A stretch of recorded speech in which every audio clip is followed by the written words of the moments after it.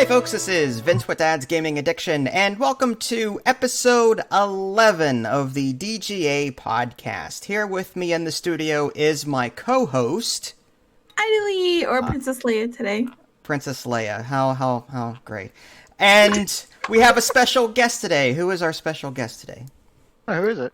I don't know who is it. I know you from somewhere. I think I used to live with you at one point, but... Yeah, I remember you used to beat me up all the time. I know, it's weird. I don't know, why would I do such a thing? So, alright, anyway. So this is Dave.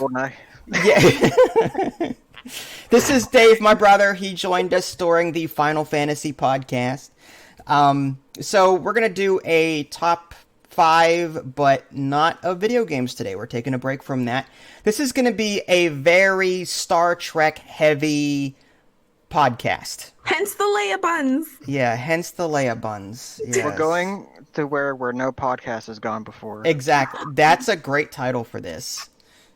All right, so I guess Let's rock and roll. Oh my gosh. Let's get rock and roll. Let's get. That's a great segue, I think. Oh my gosh. All right. It is. It is broken. It is broken. We look for things. We look for. We look for things. Can you make it go? Things that make us go. Can you make it go? Uh-huh. For this show, thank you guys so much for watching. That was the whole show. That was the top 5. I just top 5 things that the pack lids say. It is broken. Can you make it go? Could you make it go? Things that make us go. One of the most underrated villains in the entire game. I know. Yeah, I love.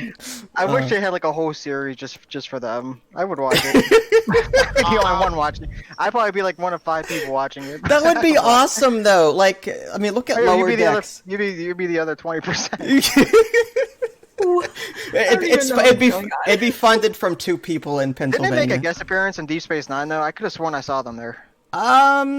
They may have been like in the background somewhere. I don't think they were in the background. Like they didn't even have a line, which I was really sad about. Yeah. But I just saw them like, hey, I guess they made things go.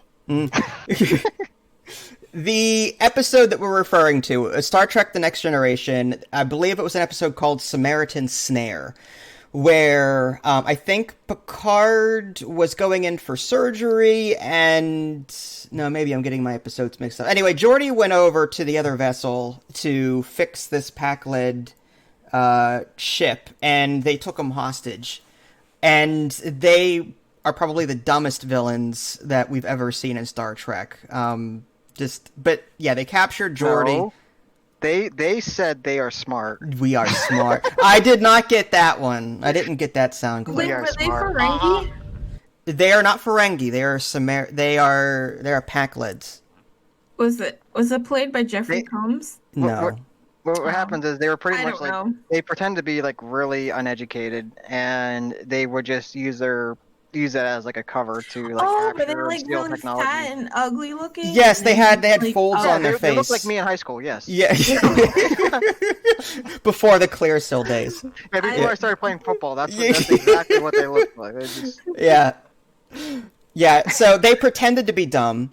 Yeah. So that they could capture someone and then ransom for technology, and then they would just keep doing that. They would go from ship to ship to ship doing that. Yeah, they had like Romulan shields or something like that. I thought at one point. We look for things. We look for things. We look for things. Things that make us cool. It is broken. I thought they were actually dumb because didn't they kind of like They were partially dumb, but they used that dumbness to like give it an advantage. to kidnap. Right. Yeah. They were smart enough to use their idiocy to their advantage. It's ironic that I'm trying to say the word idiocy, and I can't. Idiocracy. Yeah, the word I can't pronounce is idiocy. What's that? What does that say about irony? Anyway. So, I know you guys are probably going, my god, this is terrible. Get to the video games. Like I said, no video games today. This is going to be Star Trek heavy. Our top 5 is top 5 Star Trek characters. And this can span across the entire universe. We're talking original series, Next Gen, Deep Space Nine, Voyager, Discovery. The cartoon. I'm sorry. There is a. I'm sorry. Did you say Discovery? Yeah, I'm sorry. I misspoke. I like how you open with a joke. I like that. You like that? Yeah.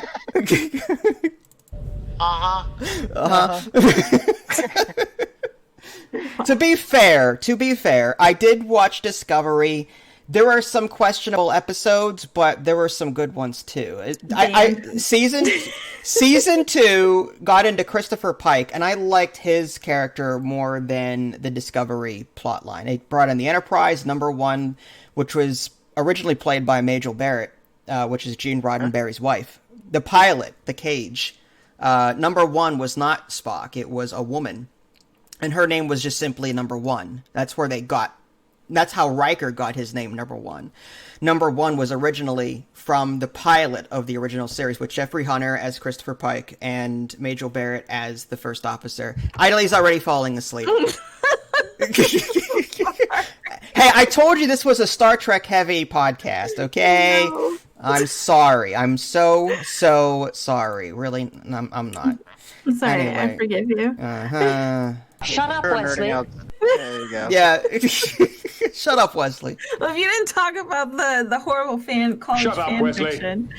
What fan fiction are you referring to? Discovery. I didn't know. I'm not talking about Discovery. Discovery's okay, but like I said, I enjoyed season 2 better. I see. Anyway, there was the animated series. Did you ever see the animated series? No. No, it was Captain Kirk, Spock, McCoy, but it was animated, which was kind of weird. It was on Nickelodeon. Did you like it? It was actually really good for kids, getting into Star Trek. Honestly, I thought it was good for a good cartoon for kids to watch. Oh, I thought you were talking about the newer cartoon. Not Lower Decks. No. I don't know. I don't think that would be for me, honestly. I mean, it's too modern. It's just too childish. This is Jar Jar Binks level. You know what I mean? That's the Jar Jar Binks of Star Trek. I can't. I don't. 2020. I don't mind silly stuff, but come on, give me something a little bit more serious. The humor can't be forced. It's when you have for me there's are certain for example the Marvel movies are they have moments of comedy, and that's what I like about it. The small moments of comedy is what makes it funny, not being forced through the entire thing. That's not Star Trek to me. Deep Space Nine had some really serious parts to it, but then they had some really funny things. Rom, just the character Rom, Garrick, Odo, and Quark, there was a Dominion war going on, but yet they kept it light with the character's humor. To me, that is, you're combining both serious and humor, for a great effect. But a show that is cartoony and is just more, it tries too hard to be funny. I don't know. I don't know. It's just not for me. So anyway, we did top 5 characters. So again, this could span across anything. Who wants to go first with their number 5? And actually, the guest speaker should go first. All right. Let me do the sound effect. Oh crap. However, the claim I was only following orders has been used to justify too many tragedies in our history. Starfleet doesn't want officers who will blindly follow orders without analyzing the situation. There we go. Number 5. A Picard memorable quote. Yeah. I have 4 more. I have a feeling I know what you're gonna pick for number 4. I couldn't get it. Okay. That was good though. That was one of them, but there was music playing in the background, and I couldn't grab it. I don't want to get it with copyright. There are 4 lights. Okay, we better get to the top 5 before this thing adds an hour. And that's fine. It'll be a 3-parter. We're 10 minutes in. We haven't even gotten to the top 5 yet. Okay, so my number 5 is Riker. I have a quote for him. I have a couple, actually. I do not see why it is necessary to wear these ridiculous uniforms. Protocol. They look like dresses. That is an incredibly outmoded and sexist attitude. I'm surprised at you. Besides, you look good in a dress. Besides, you look good in a dress. See, That's exactly what I was getting at. Like there's little moments of humor like that just like trickle in that makes it funny. Like it feels like it's more relatable. You know that they're actual humans as well. But the reason why I picked Riker for number 5 is because I thought he was like the perfect second of command to Picard. Like he was very. I'm trying to think of like a good word. He was more relaxed. He was the Joker to like Picard, his serious, moral, all this stuff, and then you've got Riker, who is the clown. But he can be just as serious. He can be just as funny. He's more relaxed. People follow him because he just gives off that aura. And he has his own like maneuver where he just steps over the chair when he sits down. I mean that is. He's so tall. Like I'm waiting. I want to see a contest where every episode of Star Trek, the back of the chair gets taller and taller. So he's sitting there, he has to lift his leg higher every time. And by the 7th season, he's going to be pole vaulting over this chair. That's funny. It's like his signature. That's where Sam Adams came from, wasn't it? Well, the thing is that like with Riker was like I remember the one episode where like when Picard was captured by the Borg. If it wasn't for Riker, Picard would have probably never made it back. I mean, he was the one that was in charge of that whole operation to get Picard back. So I mean, like, he played such an important role, and the fact that he turned down command multiple times to make sure he'd rather be a second command with the people he enjoyed being with than captain of his own ship. And that lasted for a long time until I think the end of I forget what the last movie that was made was called. Nemesis. It wasn't Nemesis. Yeah, I was gonna say Insurrection, but I knew that wasn't right. Yeah. But yeah, I mean, there was just I like his supportive role. He'd rather be like a supportive role rather than in the main command. And I can kind of relate to that. Just for the fact that I don't like to be the center of attention. I like to be a supportive role. I like to be the one that feels like, oh, it's because of this individual who played a big role on making sure this operation came forward. He didn't lead it, but he definitely made sure that all the pieces were going in the right order or something like that. And I just feel like I can relate to that, and that's why one of the main reasons why I like Riker. Riker was a great leader. Like, despite the fact that he didn't want command, he still was a great leader.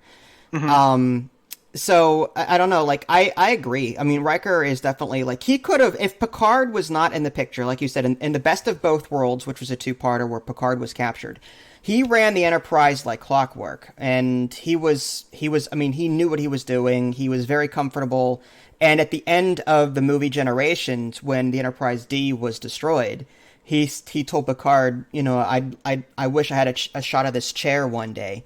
And Picard's like, maybe you still will. So I think Riker was actually holding out for command of the Enterprise, not for a different ship. I don't know. Yeah, but I also think that because I remember Picard asking him like, "What are you still doing here?" Like multiple times, and like I remember it was one of the episodes, and he pretty much, I forget the exact wording on it, but I know he pretty much was along those lines where he didn't want to leave the people he was around. Riker, what the heck are you still doing here? Is what he said. Only he said something else. Yeah. Because I think it was because like another person was trying to get second in command as well. I think that was the episode where Riker's father came on board. That was an episode where he had to choose between taking a captaincy, or that might have been actually the Best of Both Worlds, where Shelby came on board and she was gunning for first officer, and Riker was offered a command for the Borg. But it was ironic because the ship that he was going to take charge of, that he was going to be captain of, was destroyed in the Battle of Wolf 359. So had he taken that captaincy, he would have been killed as well. Probably, yeah. Yeah. So, yeah. You said that Riker was too pompous to be in your top 5. Me? Something like that, yeah. That was off cam yesterday. Riker, sometimes he can be a little pompous, but at the same time, like, I respect him as a leader. I don't know. Yeah. Like, I would follow him if I were on the Enterprise, like, I would totally follow him. He seems laid back, but he also knows when to be serious. He was a consideration for my top 5, but there were other characters that I liked better. Not to mention he was the biggest ladies' man in the entire That's the reason why I didn't put him as my top He's an 5. alpha male, like, he's one big he's like 8 feet tall, alpha male, like, I don't know, he can be intimidating. I forget that woman was like, "Have you never seen a woman before?" He's like, "I thought I have." I'm like, "Oh man, you're such a." Was that the barnyard episode with the Irish woman? Yeah. Yeah. He would have been in my top 5. But yeah, like you said, he's kind of too much of a player for that. But one of my favorite scenes, I think you guys remember, is when Deanna was talking about her time of the year or something when she has to have sex or Yes. something. And he was so shocked, like, you can get more, excited or something like that. And he just had a huge smile on his face. Waxana Troy's mother came on board. Picard, Riker, and Troy were in the captain's ready room. And Troy was explaining to Captain Picard that during this time, a Betazoid woman's sex drive can triple or quadruple. And Riker was like telling this, and then Troy looks over and goes, or more. And then Riker said, you never told me that. And she goes, I didn't want to frighten you. It's like the biggest smile. Yeah. Yes. Yeah. That was the best. Yeah, that was a funny scene. But yeah, most Walks on a Troy episodes were pretty funny. Mm-hmm. And again, that was Majel Barrett, Gene Roddenberry's wife. She played Nurse Chapel in the original Star Trek series and the first officer to the Cage, the pilot. That was her. Yeah. Riker, I have another clip for Riker, which was really good. I don't like you. I think you're insubordinate, arrogant, willful, and I don't think you're a particularly good first officer. But you are also the best pilot on the ship. Well, now that the ranks are dropped, Captain, I don't like you either. You are arrogant and closed-minded. You need to control everything and everyone. You don't provide an atmosphere of trust, and you don't inspire these people to go out of their way for you. You've got everybody wound up so tight. There's no joy in anything. Shots fired. I don't think you're a particularly good captain. Bam. Yeah, that was the episode where Picard was captured by the Cardassians. Jellicoe, Captain Jellicoe, took charge of the Enterprise for a brief period of time, and Jellicoe was a jerk. Riker was actually let go, like he was sent to his quarters because, they wouldn't acknowledge that Picard was captured, stuff like that. Anyway. Yeah, that was a good episode. I remember that. Mm-hmm. Yeah. All around, Picard was great as a captive. Then you had the Cardassian who was interrogating him. It's just a shame that, other Cardassians like Garrick or Gul Dukat wasn't in there. You know what I mean? Mm-hmm. I think Gul Dukat from Deep Space Nine was actually in a Next Gen episode or two. I could be wrong. I think I remember that because I was like, "What?" Mm-hmm. Yeah, Riker. Go ahead. I was gonna say, like, I'm not trying to push this along, but like we still have to get through your guys'. Oh no, it's fine. I don't mind a long Star Trek podcast. But you're right. You're right. Okay, so we're gonna be talking a lot, and we've only scratched 1 of 15. Right. All right. It has to go. We're going to be overlapping a bit later on, so those are going to go quicker for sure. Okay. So, Idly, what was your number 5? I don't remember. Hold on. It was the Doctor. It was the Doc, right? Yeah. Okay. All right, I got a clip for him too. When we agreed to be examined by this ship's medical officer, we didn't know that you were a primitive computer matrix. I assure you there is nothing primitive about me. I am programmed to perform more than 5 million medical procedures. Does that include bloodletting? No, but I'll be happy to add it to my repertoire. We are ready to return to our ship. Could you contact one of your superiors?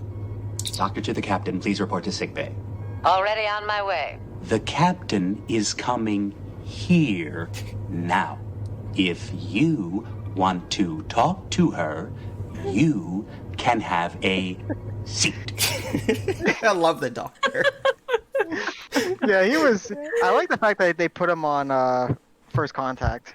Yeah, it wasn't really him. It was a cameo. It was like a cameo. Yeah, it was a cameo, right. But the Doctor, it's a great choice because he was so just abrasive. Why did you pick him? I loved his growth. I thought it was great. He started off as such a jerk, and then he just grew to be a compassionate hologram, I guess. And I guess that was in his programming, right? That he had to learn from other humans, and it was just really cool to see how evolved he got. And in every single episode that I've ever seen the Doc in, it always hit me in the feels. It was either really, really funny, or he just like those episodes were so memorable. He's a good actor too. Yes, the Doctor started off. Oh, go ahead. Go ahead. I was gonna say one of my favorite episodes of the Doctor was when people found that one advanced race found out what singing was, and they wanted, and just because he was humming, and they were asking him a question like, "What was his favorite quadratic formula?" and stuff like that. Just like, yes, I love that was like one of my favorite Doctor episodes, and like it really again he grew a lot in that episode, like you always mentioned too, Natalie. So. Yeah. He started off as a temporary computer medical program that is only supposed to be active during emergencies to help other doctors out. But he became a full-time doctor on 24/7 to help people out. So he had to learn to grow and to be more of a person because of this long voyage that Voyager was on. And like the growth that he made from seasons 1 through 7 it was a fantastic story, I thought. And there were a lot of good episodes, like you said. Like there was one episode where he was taking pictures and he kept having lapses in memory and he couldn't figure out why. And he was trying to question members of the crew. Why can't I remember this? Why is Harry Kim's scar? Where did that come from? I did surgery on him, but I don't remember doing it. And they actually, it was a conspiracy.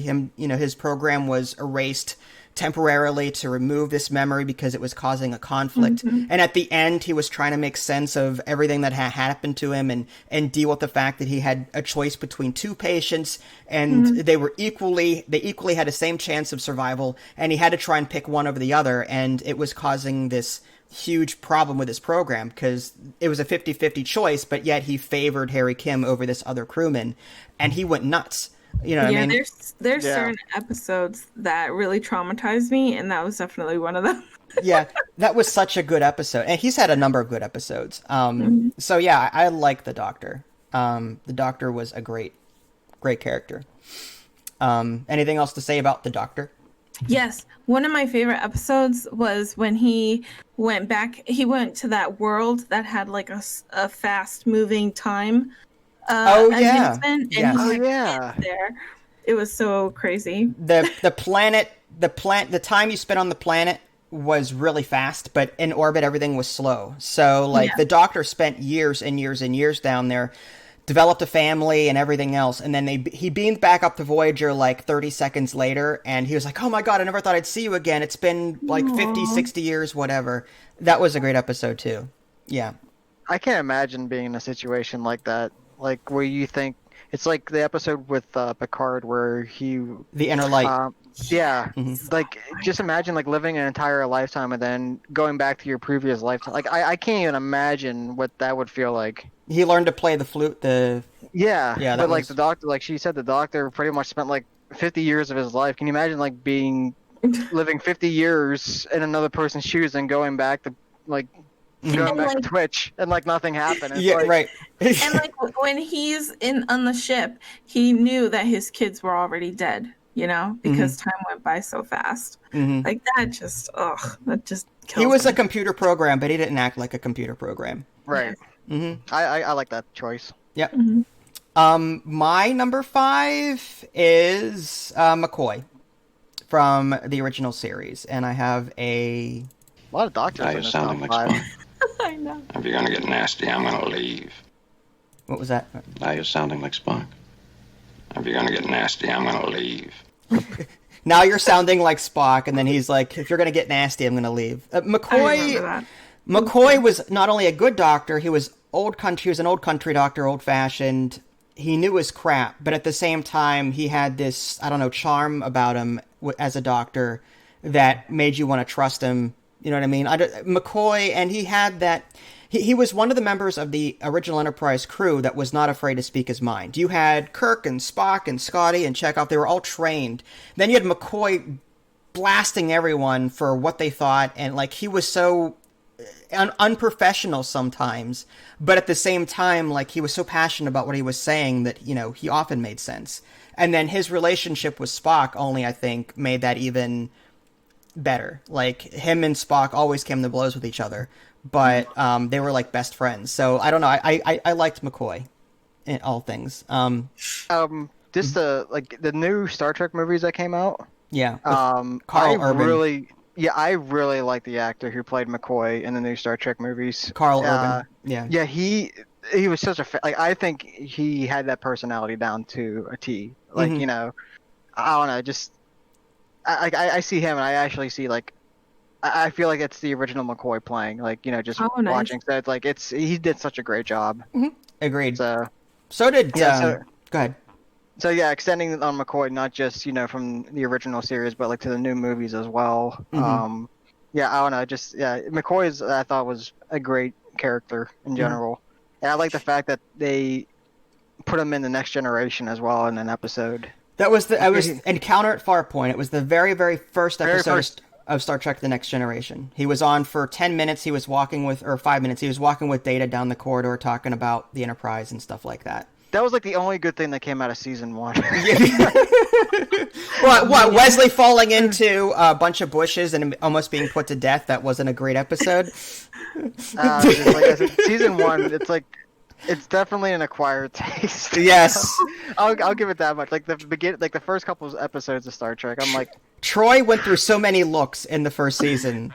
Like, it was a regular blue standard outfit with a skirt, and then her hair was like, she was like an intergalactic cheerleader. Like, I don't know, like, she was so weird looking. Then they finally made her a woman in, like, the later seasons, and, you know, she actually looked... I just can't get over how dramatic everybody was about, like, in every single episode, but that's getting off topic. Yeah. Nick McCoy. That's fine. No, I have nothing else to say about McCoy. Do you...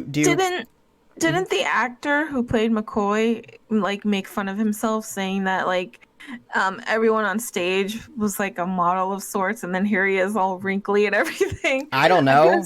I could have sworn he said something like that. DeForest Kelly was his real name. I mean, he's passed away. So is James Doohan, which is Scotty. But and Leonard Nimoy. Anyway, Star Trek actors that have passed away. Top 5. No. McCoy. I need tissues for this one. But you know, go ahead. I just like I love his lines too. It's like, "Damn it, Jim, I'm a doctor, not an engineer," or something like that. Yeah, exactly. Yeah, I love those. He's a no nonsense doctor, and out of all the doctors, like, he may not be as knowledgeable as, say, the EMH or whatever, but as doctors go, like, he actually, you can tell he genuinely cared about his patients. He had a great bedside manner, and he was very vocal and yelly at the same time. Like, I don't know, just everything about him, I liked his character, like, just in general. So, all right, so that was our number 5. We're half an hour in at the moment. That was our number 4, wasn't it? No, that was number 5. What? We're on number... I haven't played my number 4 sound effect. That's how I know. All right, here's my number 4 sound effect. The first duty of every Starfleet officer is to the truth, whether it's scientific truth, or historical truth, or personal truth. It is the guiding principle on which Starfleet is based. Yeah. Take that. Shut up, Wesley. Shut up, what? You beat me to it. I'm about to get company here. Shut up, Wesley. That's all right. It's casual. Is it your cat? Yeah. Which one is it? Is it Melody or Shadow? That's Shadow. Oh, Shadow. Okay. Yeah, he likes to sit in my lap. He likes Star Trek too, I'm sure. Oh yeah. Mm-hmm. What was your number? Yeah, I was trying to say. For those who saw my previous podcast, I mentioned that Shadow was named after a Final Fantasy character, and this is the cat I'm referring to. Okay. Shadow. So my number 4 is probably one of the best Vulcans in the entire galaxy, and I think we all know who that is. Humans make illogical decisions. Yeah, it was definitely not Tuvok. No, it was it was what's his face, Tuvok and that chef put together. Oh, Tuvix. Tuvix. Yeah, it was Tuvix. Yeah, Tuvix. Yeah, during Voyager, there was an episode where it was called Tuvix. Neelix and Tuvok had a transporter accident, and then they combined with a flower, and the 3 of them became one person. That was a cool. And then, but the ending was so sad. It was. where I mean, like, Janeway actually put him to death. You know, like just to get the thing is, though, I mean, if she didn't do that, she's pretty much putting 2 other people to death. So, right. I mean, like, yeah, it was a tough. Even the it doctor was was like, "I'm not touching this." The doctor was like, Yeah. "I can't." So, but anyways, my number 4 is Spock, Humans and make illogical decisions. and I don't know. It's just again another one of those supportive characters for Kirk. Kirk was actually like when I was a kid, like probably one of my favorite Star Trek characters because he was very gung ho. It was like it was an action based, like ladies' man, alpha male, like Riker. He was very much like Riker. But like as I got older, I've learned to appreciate like the supportive characters behind him. And like I said, Spock was not only was he great in the original series, he was also great in the episodes he was in Next Generation in as well. Unification 1 and 2. Yep. Yeah, when him like I love his conversations with Data. Like that, those are probably some of the most memorable conversations I can remember. Mm-hmm. And the fact that he taught Data how to do the Vulcan neck pinch, I thought that was pretty cool as well. Mm-hmm. That was so. Mm-hmm. Yeah, I just like I said, it's just the times that Spock let his human side show. That's like again, there was that sense of humor that would come out every now and then. Mm-hmm. And he like, wouldn't when smirk. He rose his eyebrows. Like he would raise an eyebrow instead of smirking. Like just those little things. Yeah. It like with McCoy, he thought he killed Kirk in that one episode. Amok Time. Yeah, I'm so glad you know these episodes. A pig's eye. Yeah. And then when he saw Kirk was alive, he showed his emotion of joy, and they're like, "Was that an emotion?" Jim, I am pleased to see you, Captain. You look uninjured. Then McCoy said, "Yeah, and a pig's eye or something." Yeah. I don't know. Just like I said, and the live long and prosper has always been one of my favorite things to do. And it's actually kind of funny. Like a lot of my instructors are Star Trek fans. Oh, nice. That's cool. And we have to do in this thing where we have like when we raise our arms. I'm trying to so you can see the camera. So my arm is stretched out, but it's more in a direction like this. And you're supposed to put your thumb down and then keep your finger straight. Well, I have a hard time doing that. So what I do is, so they can't see it since it's like in this direction. I'm actually doing the live long and prosper on the side there. Nice. So I can keep my thumb down, and because that's what my muscle memory is. So I'm doing the live long and prosper on my. That's awesome. My dance. Yeah. Did anyone pick up on it? My instructors did once. Okay. So yeah, when I have to keep my thumb down, and they want me to, I start doing the live long and prosper, and the muscle memory kicks in. Nice. So yeah. Spock was both first officer and science officer. He actually had 2 different roles on the Enterprise, which was crazy. Like there should have been a dedicated first officer, because Majel Barrett was, I think, the first officer, and then there was a separate science officer. But Spock actually took charge of both, which was crazy. So that's how intelligent that guy is. You know what I mean? Oh yeah. That's one thing I really respected about Spock. Not to mention he was like the strongest person on the ship too. Yeah. He just had incredible strength. Right. There was no Data back then. It was all Spock. I have a confession to make. What? You have a crush on him?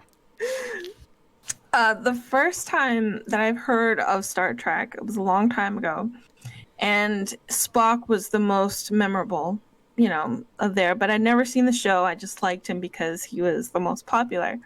As I started watching the show, I just like him more and more.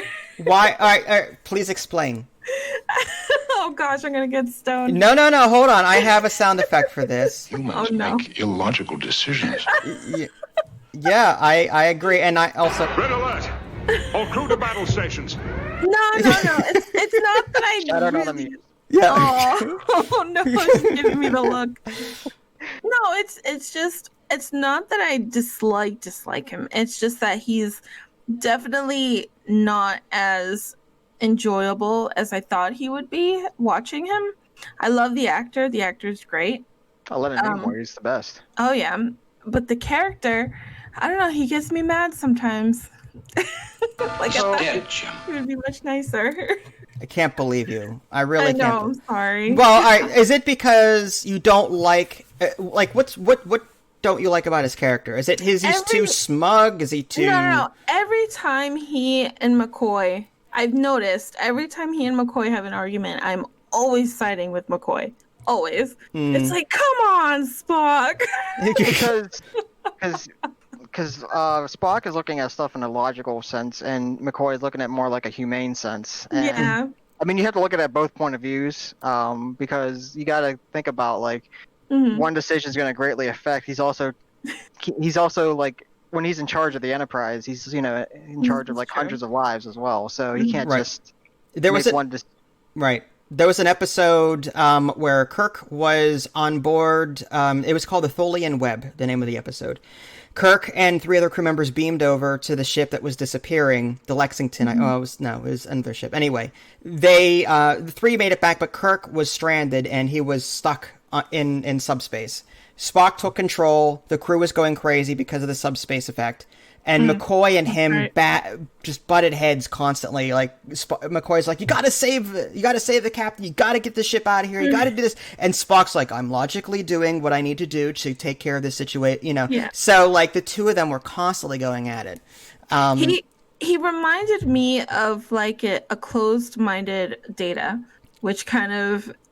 That's why I like the conversation between Data and Spock in the Next Generation series. I thought that was like, because they would talk about humanity and becoming human.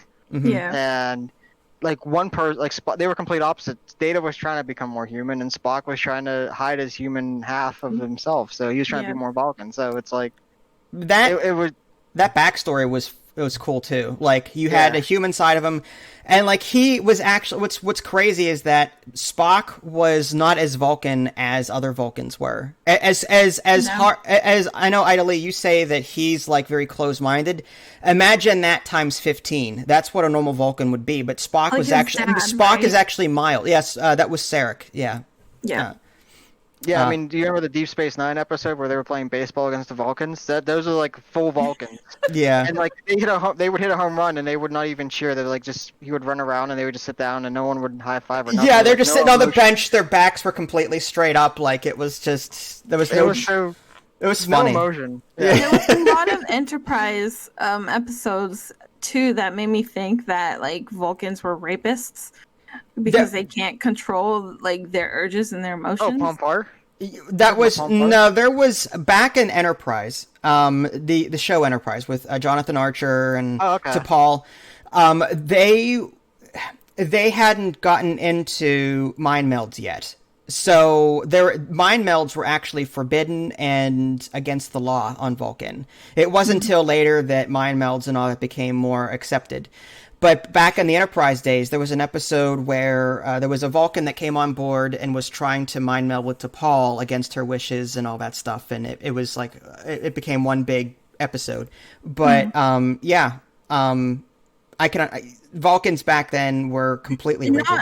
Not only that, there was one episode of a male Vulcan wanting to get with a human woman. I forget who it was.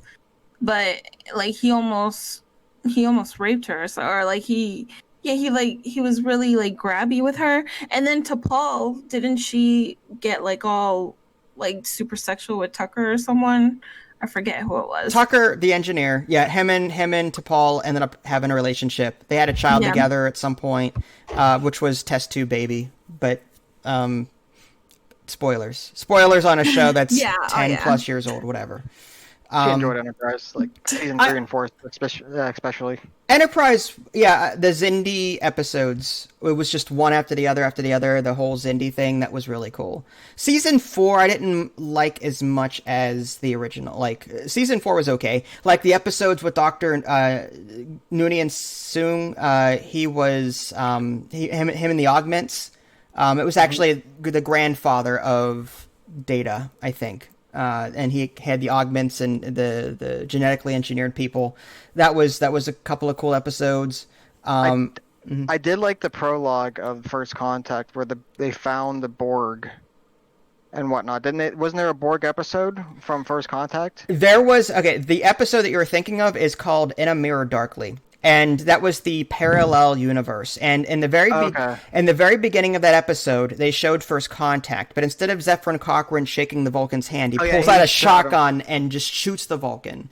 That's what happened in the alternate universe, and that's. I could have sworn there was an episode where they found a Borg cube. Yes, like there was remembrance of Borg. There was a Borg episode where, because of what happened in the movie Star Trek: First Contact, there was Borg sphere debris on Earth, and the people of that time found it eventually, and that's when Jonathan Archer was met with the Borg. Right. Yeah, I remember that. That was a cool throwback too. I like that. Yeah, episode. I like that because I really liked First Contact, and that was a nice follow-up episode. Phlox almost became assimilated. That was that was crazy. So yeah, that was moving along. Moving on. Let's see. Sorry, I'm just trying. No, you're fine. Still a lot to go. Ida Lee, what was your number 4? It was, I think it was Hoshi. Hoshi. I have a sound effect for her somewhere. What is that? It won't bite. It's called a triple. It was extremely difficult to acquire. They're outlawed on most worlds. Why? Is it dangerous? Oh, far from it. All it's capable of doing, really, is eating and breeding. The problem is they breed quite prodigiously.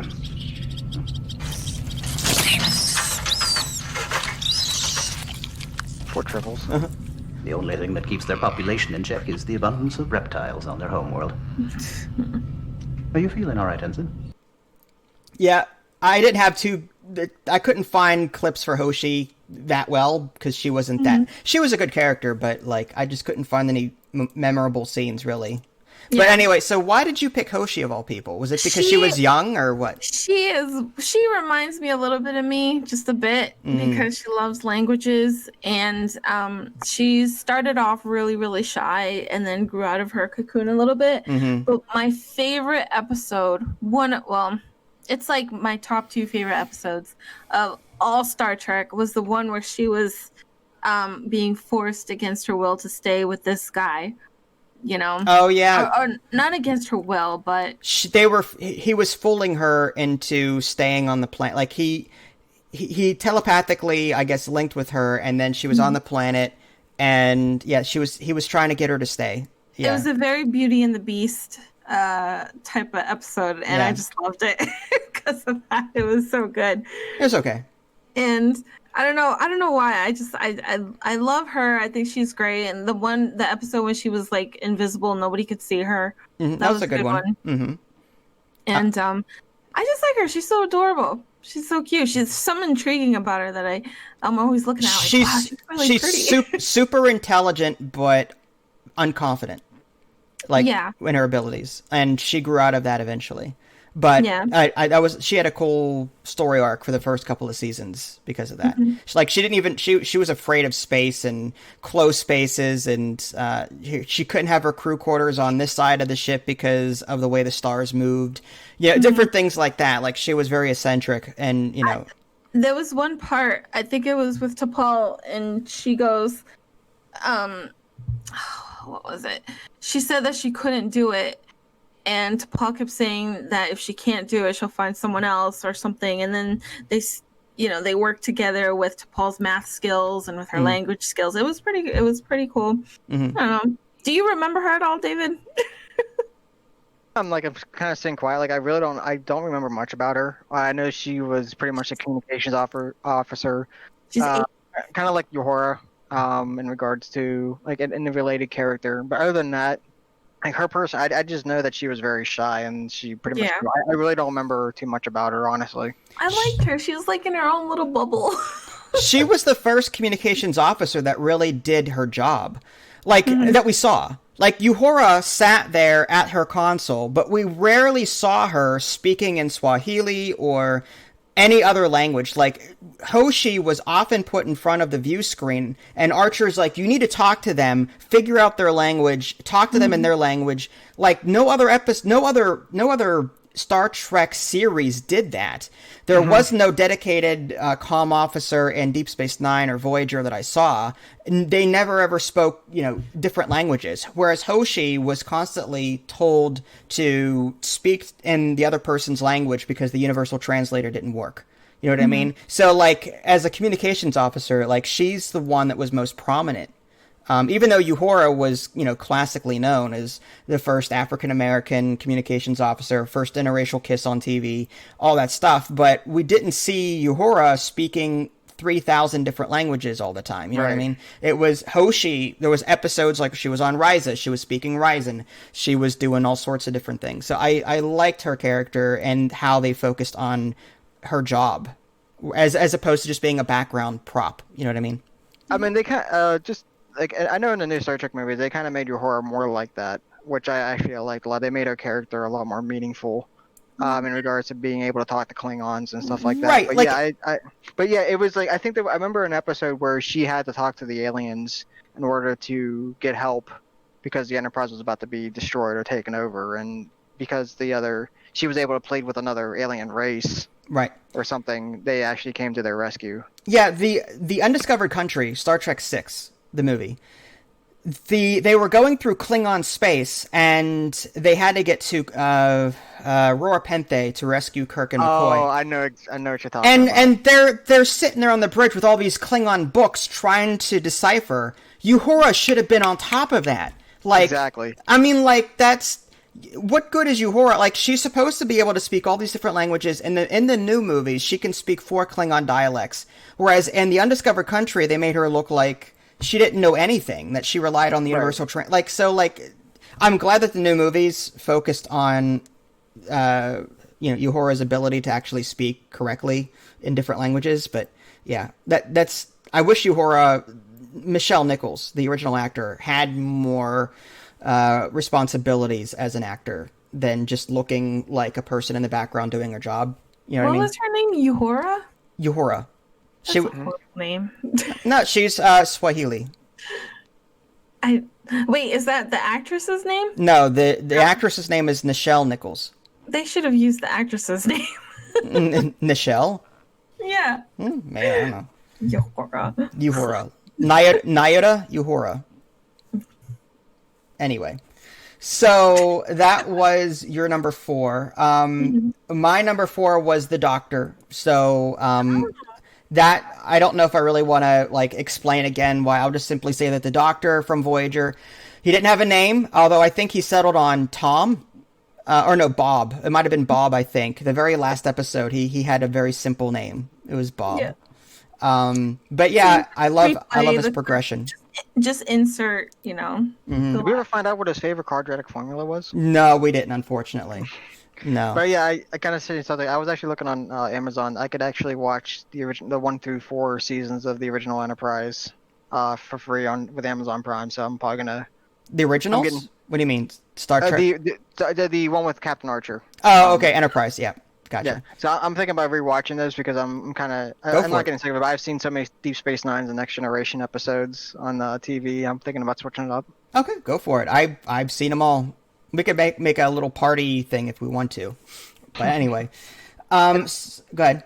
I was just say one thing I kind of like. A lot of people don't like, but I kind of like the different opening with Enterprise. So everyone hated it's been a long road. I remember I used to sing it, right? With the My Little Pony. It was different. I mean, I'm not going to say it was better, but it was different. But I still thought it was good. Mm-hmm. I mean, because it made you think about, this is where it began. This is where, they didn't have phasers. They had missiles. Yeah, right. Yeah, they had missiles. They didn't have shields. Their tractor beam was suction cups that shot out of the bottom of the ship. Yeah, yeah, I know. They left space dock with just missiles. They didn't even have phaser banks yet. I mean, I could have sworn the engines were just 2 people on bicycles just propelling. Yeah, right. Yeah, that's. I'm kidding. Their Warp 5 engine was just a really fast bicycle. Yeah. But yeah, I'm sorry I had to change subjects there. But yeah, no, you're fine. I don't like any of the Star Trek theme songs so far. Really? Yeah. I haven't found. We should kick her off this podcast. I'm so sorry. I know. I'm like the I think she's the imposter. Shut up, Wesley. Shut up, Wesley. We might have to put a vote. Yeah, I'm leaning toward kicking her off. I don't think she's really a Star Trek fan. I'm the one that balances. I'm the one that balances. You know, that kind of tips the scale when it's getting too much. Get off my ship. And you can actually believe me this time. Yeah, I will believe you this time. She's crucifying herself over there with her Star Trek hate. I don't hate Star Trek. I got my Leia buns. Yes, totally the same thing. Wow. David, I love your face. You remember that episode where the Cylons attacked the Enterprise? Picard went through the Stargate. Remember that one? Yeah, he met Chewbacca. Yeah, he met Chewbacca. It was during the Christmas special. Yeah, oh my god. It might have made that thing better. You probably would have. Have you seen it all the way through? The Star Wars Christmas special? 5 minutes in. I watched I made a video and I watched the entire thing. On How? It was tough. Bea Arthur got me through it. I think I got a restraining order against my conscience association when I started watching it. Wait, who's Bea Arthur? Bea Arthur was Dorothy from Golden Girls. Oh, she was in it? Yes, she was the bartender, and she sang. Oh, okay. Yeah. Should we move on to number 3? Yes, so my number 3 sound effect. Let's get that going. It will reveal the kind of a people we are, what he is destined to be. It will reach far beyond this courtroom and this one android. It could significantly redefine the boundaries of personal liberty and freedom, expanding them for some, savagely curtailing them for others. Okay. Are you prepared to condemn him and all who come after him to servitude and slavery? I feel like you're building me up here. Your Honor, Starfleet was founded to seek out new life. Well, there it sits. They're waiting. I love that scene. I do too, yeah. That when Data was in the court, it was called A Measure of a Man. Data was in the courtroom. Bruce Maddox was questioning Data's right to, he wanted to take him apart and figure out how he ticks. And he was like, well, he's just property. You know, we should be able to do that. And people are fighting, no, he's a person, and there was a whole court battle, and Riker actually had to enter the prosecution side because there was no one else available. And Riker had to try and, crucify Data and put him. That was rough. Riker the only reason why Riker did that was because it was Data's friend. Because if he didn't do that, Data would have automatically forfeited. So he had to. Right, he had to pretend. Yeah, it's like I don't know how you would possibly do that. I no way I'd be able to do that. But I guess you saw the bigger picture. Mm-hmm. What was your number 3 then, Dave? Okay. Switching genres here. I went with 7 of 9 from Voyager. Here's a clip of her. There must be some room for negotiation. Isn't there anything you might accept in exchange for... What happened? I generated a feedback surge along our sensor link. I remember that. You killed him? It was a mild shock. He will recover. It's a mild shock. It's like, she was so bright. Like, the thing is that, like, I like 7-9 more than just the character. I like the actor as well. I thought she was an amazing actor because Jerry Ryan. One of the most memorable episodes for me of 7 of 9 is when she had to hide the doctor into her neural net in her program. Yeah. For the most part. She was eating cake. And the doctor took over, and the way the actor portrayed the doctor in such perfection. Like, that's like one thing that I'll always remember. And I've always liked the way they heard the story of 7 of 9, someone that came from the Borg and was learning how to be an individual again as well. And I don't know, there was just something about that character in general that I just really enjoyed. And she eventually took on, like, raising children, taking care of children that are also assimilated from the Borg. Yeah. And she took care of them as well and told them, like, pretty much went through, like, helped them go through the steps that she went through when she was becoming an individual again. So I just have a lot of respect for that character. And, like, again, she's a no-nonsense type person as the clip. Yeah, she was very blunt, very abrasive. I mean, she mellowed out at the end of the 7th season, like, dates with Chakotay and stuff. But that's because the doctor helped. She grew. And I liked, I mean, even though Picard was assimilated by the Borg, and there was an episode or two, one called Family, where he went back to Earth to face his demons, Seven of Nine was doing it on a regular basis from episode to episode. And it was, Voyager concentrated more on that journey than Next Gen did with Picard. And I really liked her character growth. And the way the Doctor sort of became her unofficial tutor and was trying to help her with humanity, even though he was just a program. You know what I mean? Like, that relationship was really good, too. I mean, I also like the fact that, like, there was that, what was it, that dream scene where she, like, pushed Kim up against the wall and said resistance is futile. I just thought that, I thought that was, like, one of the, I thought it was more funny than anything else. So I'm like, yeah. There's also that's that's why, like, every nerd's dream right there.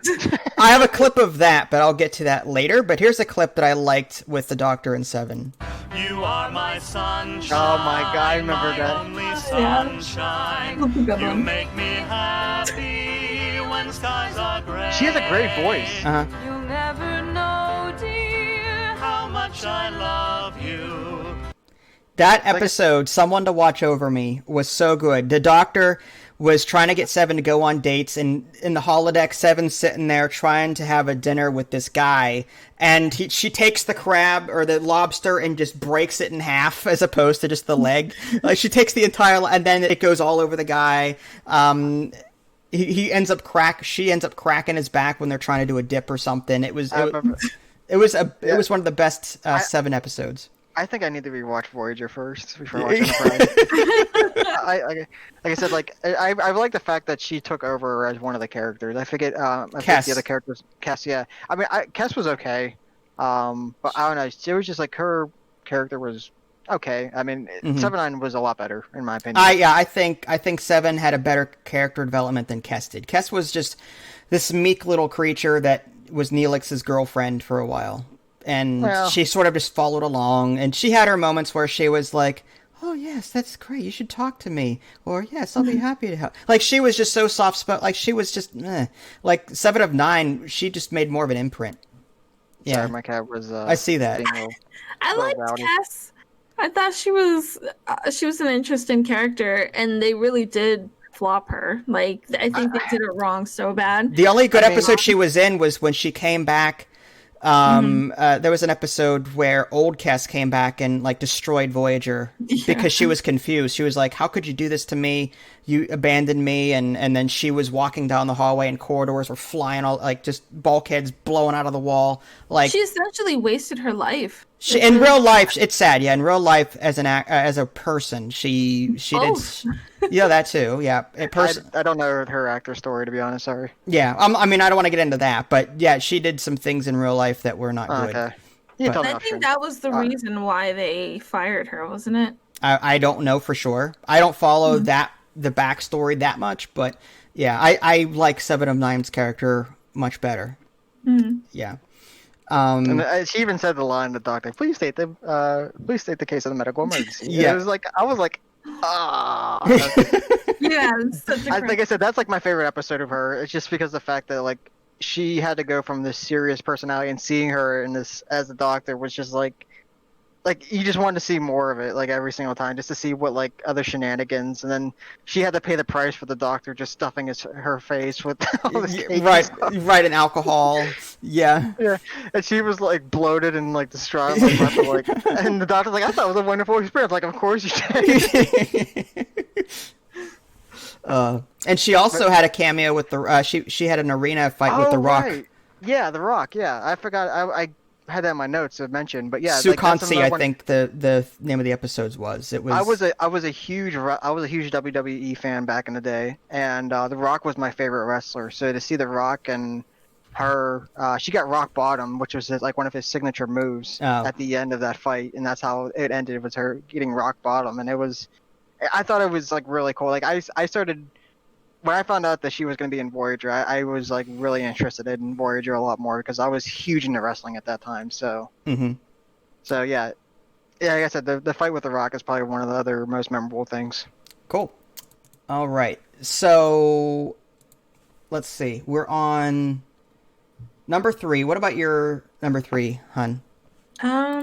Mine was Harry Kim. Harry Kim. I do have a clip. Are you in love with me, Ensign? Well, no. Then you wish to copulate? No. I mean, I don't know what I mean. That was the scene where Seven was just liberated from the Borg, and Harry Kim had a huge crush on her, and Seven was calling him out, like, you're always looking at me, your pupils dilate all the time, do you wish to copulate, you know, and that was... If I was Harry, I'd be like, yes, just for experimental for science. Why did you pick Harry Kim? I have so many things I want to say, but I'm just going to keep it not PG-13 friendly. Yes, let's keep it PG-13 friendly. It's definitely not. Yeah, that's definitely a red alert situation right there. Are you trying to find the sound clip? No, I'm totally. I didn't misclick the sort thing, and now Eric all of my use the shields. He's dead, Jim. That's all I've got. Oh, okay. I like Harry Kim I'm because not he saying was he was adorable. He's an adorable guy. I like when he got flustered all the time around 7 of 9. It was so cute. And I don't know, he's so likable, he's relatable, he's like that sidekick friend of Tom Paris. Mm-hmm. And the one that really made me feel for him, the episode, was when he died and he came back as the alternate self. Deadlock. Oh, yeah. Were those two Voyagers? There were two Voyagers. Him and Samantha's kid, Naomi Wildman. Yeah, Naomi Wildman and her, the baby, and him had to go through the portal to the other Voyager. Man, that you never got over that. I never will. I always say that is not the Harry Kim that you know. That's not him. It's no. But the thing was though, Janeway explained it really clear. She goes like, I know that this is Voyager, and I know that you're my captain, but you're really not my captain. And I go, this is really weird. He goes, this is this is the Federation. This is Starfleet. Weird as part of the job. Yeah, weird as part of the job. Yeah, exactly. Yes. Mm-hmm. It breaks my heart. Like, it just breaks my heart because imagine if, like, you know, you die and then you have an alternate thing. I mean, you yourself died. It's just someone else from another time. I think it'd be hard on Torres, to be honest, because didn't she see Kim go through space? They weren't in a relationship then, though. That was no. I mean, like, just to see someone die though, and then them come back, and like, yeah, I saw you get sucked into space. How you, like, you know, it's. What kills me though is that when that thing was open, and shouldn't she have died too? Because you can't really live in space. Oxygen was still in the corridor. It was just being sucked out, so that she was still able to breathe. I guess that oxygen. But I think that, like, the emergency force fields kicked in, like, as well. Yeah. Like when he got blown out, it takes a second for the force fields to kick up or something. Yep. Gotta suspend disbelief on that one. So were you ever upset that he never made lieutenant? Like he was an ensign through the entire series? No. I was gonna make that joke saying I feel like I could relate to him because of the fact that I worked so hard and never got a promotion. I hope my job is not watching. Yeah. They treat me well. Don't get me wrong. My job is great. Just want to throw it out there, but. I don't think your workplace is going to watch the DGA podcast. But if it does, then I know I've made it big. But until then, I think you're good. No, he was just an adorable. He's like a little puppy. I liked him as a character. He was so cute. He was good in the episode Timeless, where Chakotay and Kim, Voyager ended up getting home almost, and then they crash landed into the ice planet. And then Chakotay and Kim were the only survivors because they were in a shuttlecraft ahead of Voyager, giving them readings. And Kim gave the wrong reading, and Voyager crashed, and Chakotay and Kim were the only ones that survived. And he had survival guilt all these years, and then he had to try and fix and make time go back to the way it was. Like, he was great in that episode, Timeless. You know who made a cameo in that one? Who? Geordi LaForge. Oh yeah, that's right. He was one chasing him down. Mm-hmm. Yeah, he was the captain of the Federation ship that was chasing him down. Yeah, and the thing was, though, Geordi understood exactly where he was coming from, which made it even better. Mm-hmm. He was like, I can't. You know why I have to do this? He goes, I do, and you know why I have to stop you. It's like, well, like they both sides understand each other, but it's just they have to. They have a job to do. Yeah. Mm-hmm. Who's Chakotay? Chakotay is the first officer. Chipotle. Oh, you mean Chipotle? Okay. You just trying to set yourself up for that joke? Is that all you were doing? Yes, this whole time.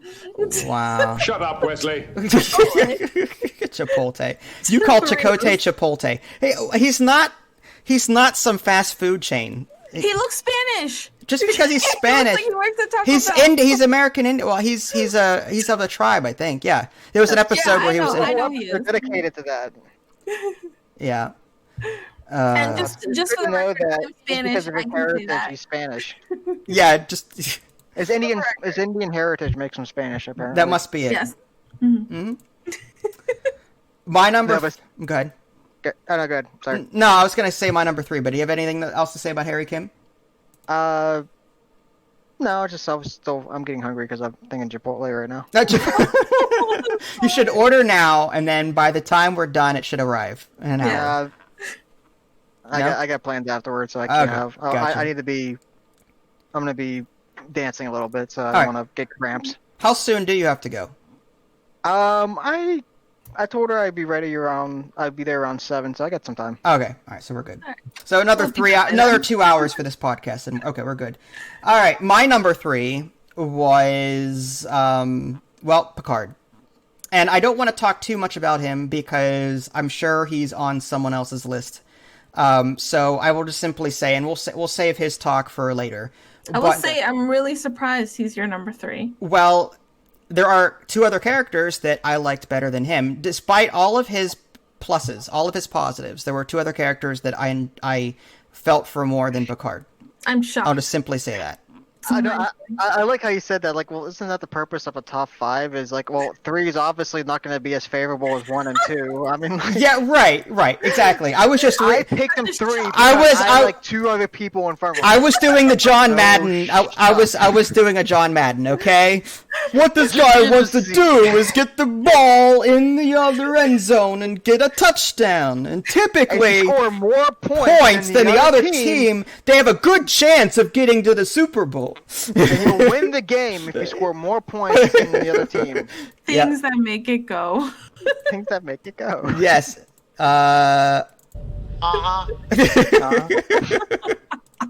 We look for things. It is broken. Can you make this podcast go? Things that make us go. That's kind of funny. Can you make this podcast go? Can we make this podcast go? Make it. All right, so I'll stop the Picard talk there. We'll talk more about him later. Number 2. Let me go ahead and play the number 2 sound effect. He refused to answer the question about his Romulan grandfather. That is not a crime, Worf. Nor can we infer his guilt because he didn't respond. Sir, if a man were not afraid of the truth, he would answer. Oh, no. We cannot allow ourselves to think that. The 7th guarantee is one of the most important rights granted by the Federation. We cannot take a fundamental principle of the Constitution and turn it against a citizen. Yeah, that was the drumhead, I think, where the engine room of the Enterprise, of the Next Generation Enterprise, was bombed, and a Romulan nurse, he had Romulan heritage, and he was on trial, and his Romulan heritage, because he hid it on his entrance application. Why are you combing your hair with a back scratcher? Why not? Sorry. Put that cookie down! Now! Put that cookie down! Now! Stop it! I gotta send you the butt scratcher clip. Oh, please. Butt scratcher! I love it. Is that from Family Guy? Yeah. I figured. Yeah, it's like he was at like a baseball game and he was selling butt scratchers. He was like, butt scratcher, butt scratcher, butt scratcher, and someone else, butt scratcher, use butt scratcher. All right. So number 2. Number 2. Okay. What was your number 2? Who wants to go first? David. That's me. My turn. All right. So, yep. What was your number 2? And I picked this as my number 2 just because it doesn't, not because it rhymes, but it was Q. I got a couple of clips for him. I can't live out my days as that person. That man is bereft of passion and imagination. That is not who I am. Au contraire, he's the person you wanted to be.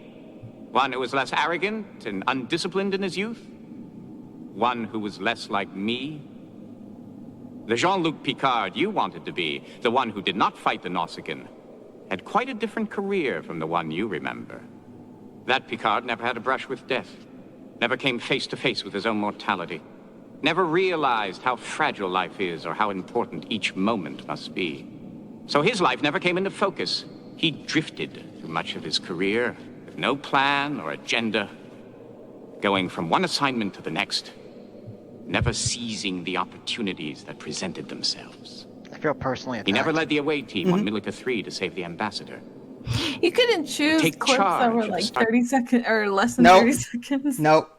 So that was Q from Lessons, and he was teaching Picard about, you should appreciate who you are, not who you wanted to be.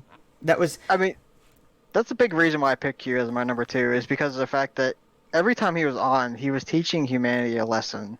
Whether, even from the very first episode to the last episode of Star Trek. And he was always, like, pushing them to their limits. Like, he thought, like... when like Picard said they could do anything that he threw at him, he like all right.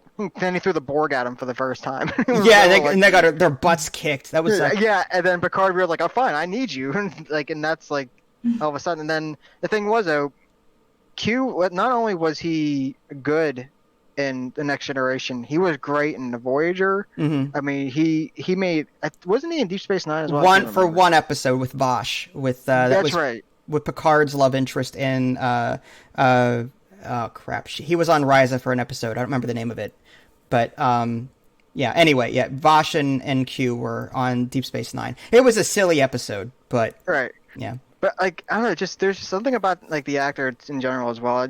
I like his personality. He was that comic relief, but he also had some very serious points to him as well that made you think about growing as a human. Like I guess as I got older, I've learned to appreciate more of the characters that made you think about how you're proceeding with your own life. Right. And the clip that you mentioned that you were playing is a great example of that. I mean, Picard played it safe. Like he wanted to, like he hated his former self because the fact he thought he was arrogant and he was immature. So he went back and changed that, and he just became this lifeless, dallless person.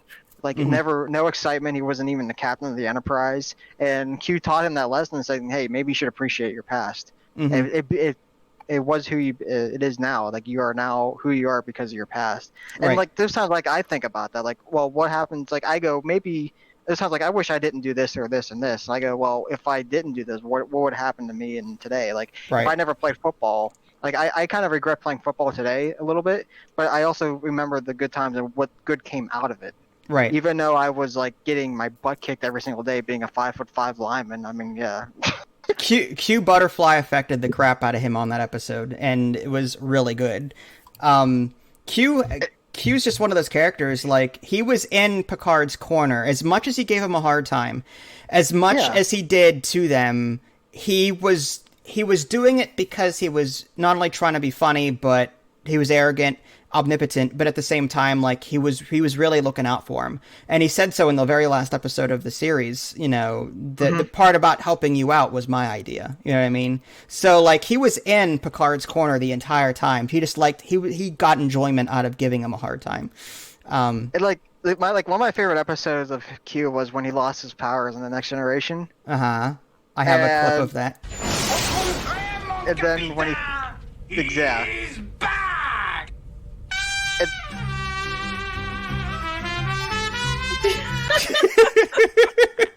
Wow. That was a great episode. Q lost his powers. He came back. Oh, yeah. Go ahead. I like the fact that they showed like the story between him and Guinan as well, and then the fact that Guinan got to rub her nose into him a little bit when he was in trouble and Data saved his life. But like he learned to appreciate his own mortality as well, and like I said, and when he came back as powers, you could see like there was if you watch that scene closely, I know you're focused on Q and Picard and all them, but if you look to the left, you see Worf at a station, and he's just bent over like this, like just like, oh, not this stuff again. Yeah.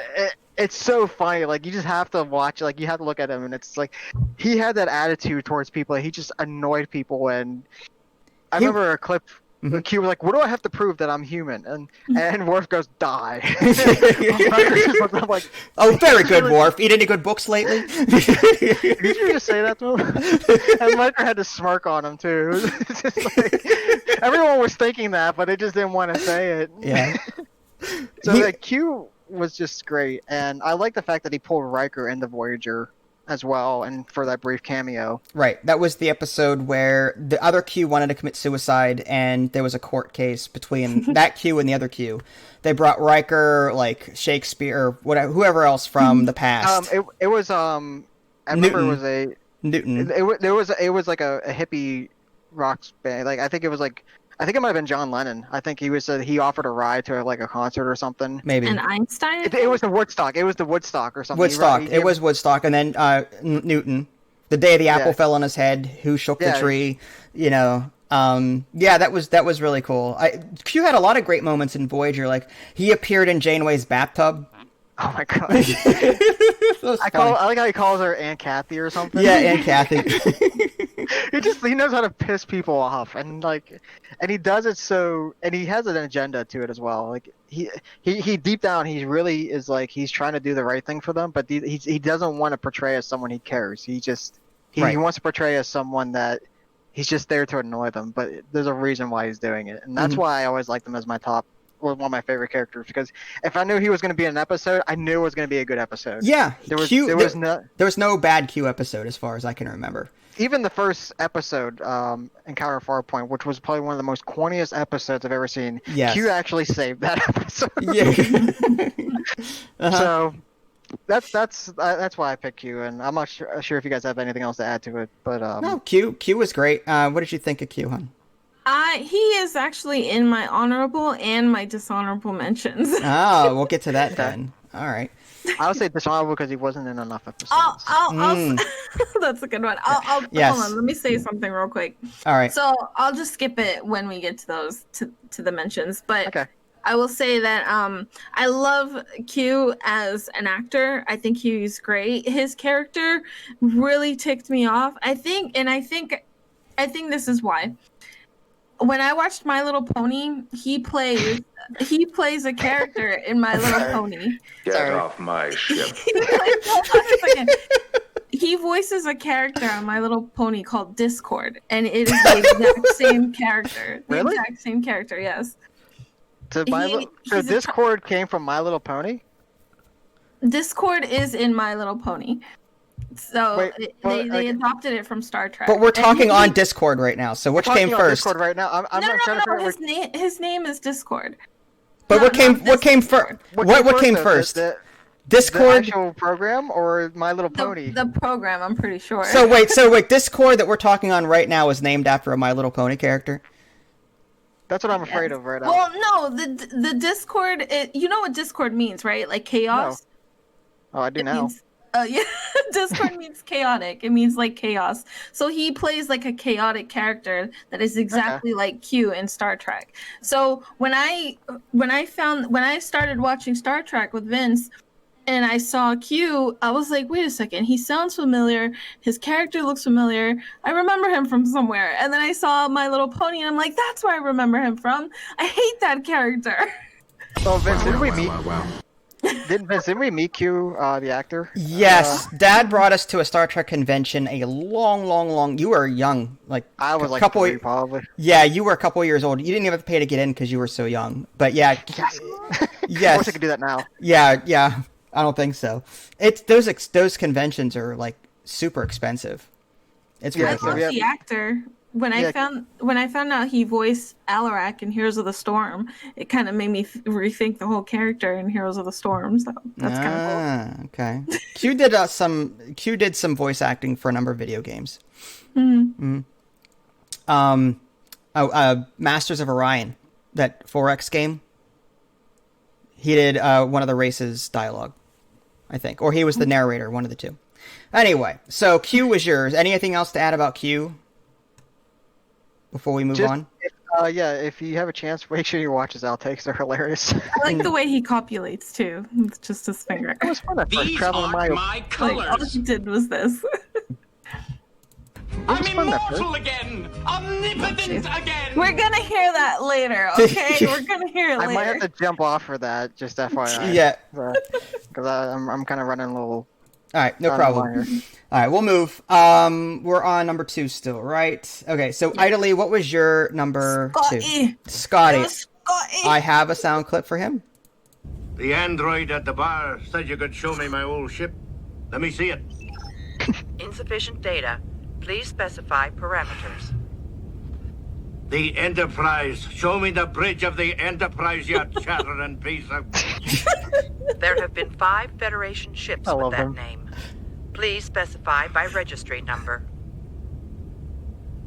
NCC 1701. No bloody A, B, C, or D. Scotty, that was old Scotty. Yeah. Overweight Scotty. He's no less good as an actor. I'm just saying, like, that was older Scotty. That was in the Star Trek Next Gen episode Relics.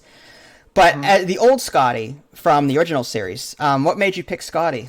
Oh my gosh! Every time I see the original, like any Star Trek original episode, I get hungry for him. Like I hope he's in the episode. I pray for it because his accent is just everything to me.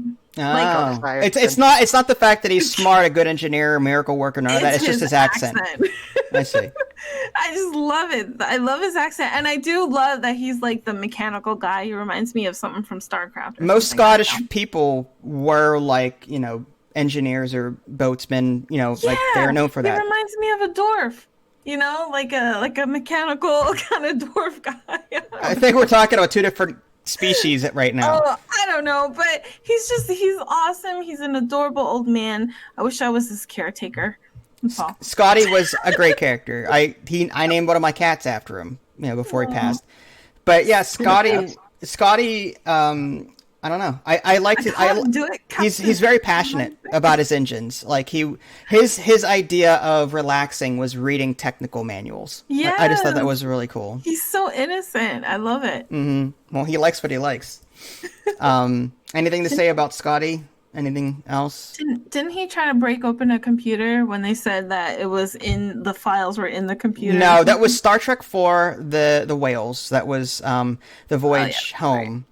Right. Okay. And him and McCoy were in the guy's office, and he sits down at the computer. He's like, "Computer, hello, computer." And the guy's like, "Use the keyboard." McCoy hands him the mouse. And he talks, and Scotty is talking in the mouse. "Hello, computer." And then the guy's like, "Just use the keyboard." And he's like, "The keyboard, how quaint!" And he cracks his knuckles, and he's like, "Tap tap tap tap tap tap tap tap tap." Yeah, that was a great scene. I don't know, Scotty had his own charm, and he's just amazing. I wish he was like my real life uncle or something. I got a Scotty moment when you guys are done. I don't want to go for it. Oh yeah, go for it. So my favorite Scotty moment, I'm sure you know this scene very well, Vince. Mm-hmm. You already know what I'm talking about. It is green. That was the second one. But the mere fact that he would not fight the Klingons because they made fun of the captain, but as soon as they made fun of the Enterprise, he beat the crap out of them. Yes. The Trouble with Tribbles. There was an episode called The Trouble with Tribbles. There was a bar fight, and it was also a Deep Space Nine episode. Yes. Where they went back in time, Cisco and them. Anyway, they were in the bar. The Klingons are making fun of the captain, and Scotty's like telling Chekhov, "No, sit down. It's just words. We're big enough to take a few insults." And then the guy starts making fun of the Enterprise, and Scotty's like, "Would you mind repeating that?" Laddie. I like the fact that he openly admitted that to the captain. He's like, "Wait a minute, you didn't fight them because they made fun of me?" He's like, "But you attacked them when they made fun of you." He's like, "Yes, sir." This was a matter of pride. and Kirk's like, "Oh, okay." And he was like, "I'm gonna have to find you the quarters." And Sky's like, "Oh, thank you, sir. I got some stuff I need to get caught up on." Yeah, this will give me a chance to catch up on my technical manuals. Yeah. He's like, "You're not supposed to be happy." And Kirk's just sitting there like. That was a good one. That so was. cute. Sorry, my cats are being. That's fine. Cute. The Trouble with Tribbles was a great episode. And then the green one where everyone was reduced to this hexagonal white thing except for a couple of crew members. And Scotty had to outdrink the alien in his quarters. And they were on their 5th bottle of whatever. And the guy asked, well, what is this? And Scotty looks at it and it is green. And that scene happened to carry over to the Next Generation episode Relics, where Data was behind the counter, pulls out, like Scotty was like, what is this non-alcoholic stuff? Is synthahol? What is this? And Data's like, I think Guinan actually keeps actual alcohol behind the counter, so he pulls up this green bottle, and Scotty's like, what is it? Data sniffs it, it is green. And that was a throwback to that original series episode. I just thought that was really cool. Yeah. I like that. That was very iconic. The continuity that they can have is pretty amazing. Mm-hmm. So that was your number 2 then. And my number 2 was Spock. I have a clip for him.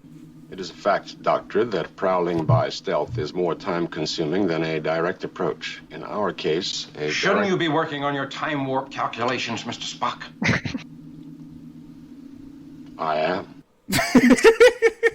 I love Spock's mind. Just, I loved his character development. Like, again, he had that, we already talked about him, but he had that half-human thing going on, and he was trying to balance both worlds as best he could.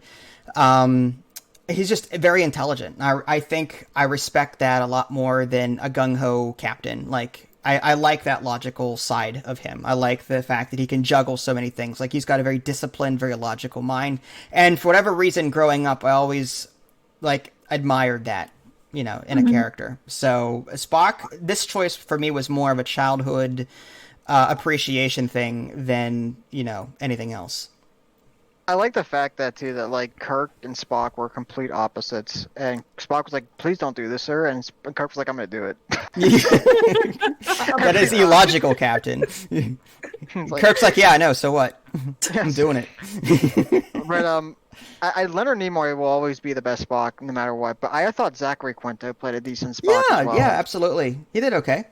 Yeah, I mean, it's hard to like, you know, it's like the Heath Ledger Joker. It's just like you can't top Leonard Nimoy playing Spock. I don't care who it is. No. Spock is always. I'm always gonna think of Leonard Nimoy when I think of Spock. Mm-hmm.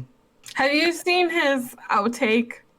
It's on YouTube, and Zachary Quinto's or Zachary Quinto's outtake, and he said something like a lot like his line, and then at the end of it he goes biatch. Started cracking up. And everyone stayed quiet, and then he's the one that blurted out laughing, saying sorry. I was waiting for Spock to break down at some point and say that anyway, but Let's see. That's awesome. Also, I think one of my favorites lines of Spock was, he goes, "If I was human, my response would be, go to hell." Yes, that was... And everyone looks at him and goes, "If I was human." Yeah, right. That was the end of The Undiscovered Country, Star Trek VI, the movie. Yeah. When the Enterprise was being put back to space dock to be decommissioned, sadly. Yeah. Yeah, that was... Yeah, Spock had some great lines. And I loved... Again, I just loved his logical side. I mean, as I know I liked McCoy for his humanity, his down to earthness, but Spock had that other extreme that was really good. I don't know. And tugging at the feels section, in the Wrath of Khan at the end of that with Spock dying at the end of that. Oh, that was sad. That was hard. That was probably like one of the saddest moments in Star Trek history. It was so good. Star Trek 2 so outclassed Star Trek 1. Like Star Trek 1 was just we don't talk about the odd number Star Trek. Yeah, I know. It's like in 1 it's like I felt like they made the soundtrack first and then they made the movie around the soundtrack so that like the Enterprise had to catch up to the soundtrack on certain scenes. Like I'm like I can't I couldn't do it. Star Trek 2 was so good. Yeah, Star Trek. Yeah, the Wrath of Khan. 3 was okay with Christopher Lloyd. I didn't mind that. Christopher Lloyd was a Klingon. Was that the search for Spock? Yes, where Spock was coming back to life. They had Savick, David.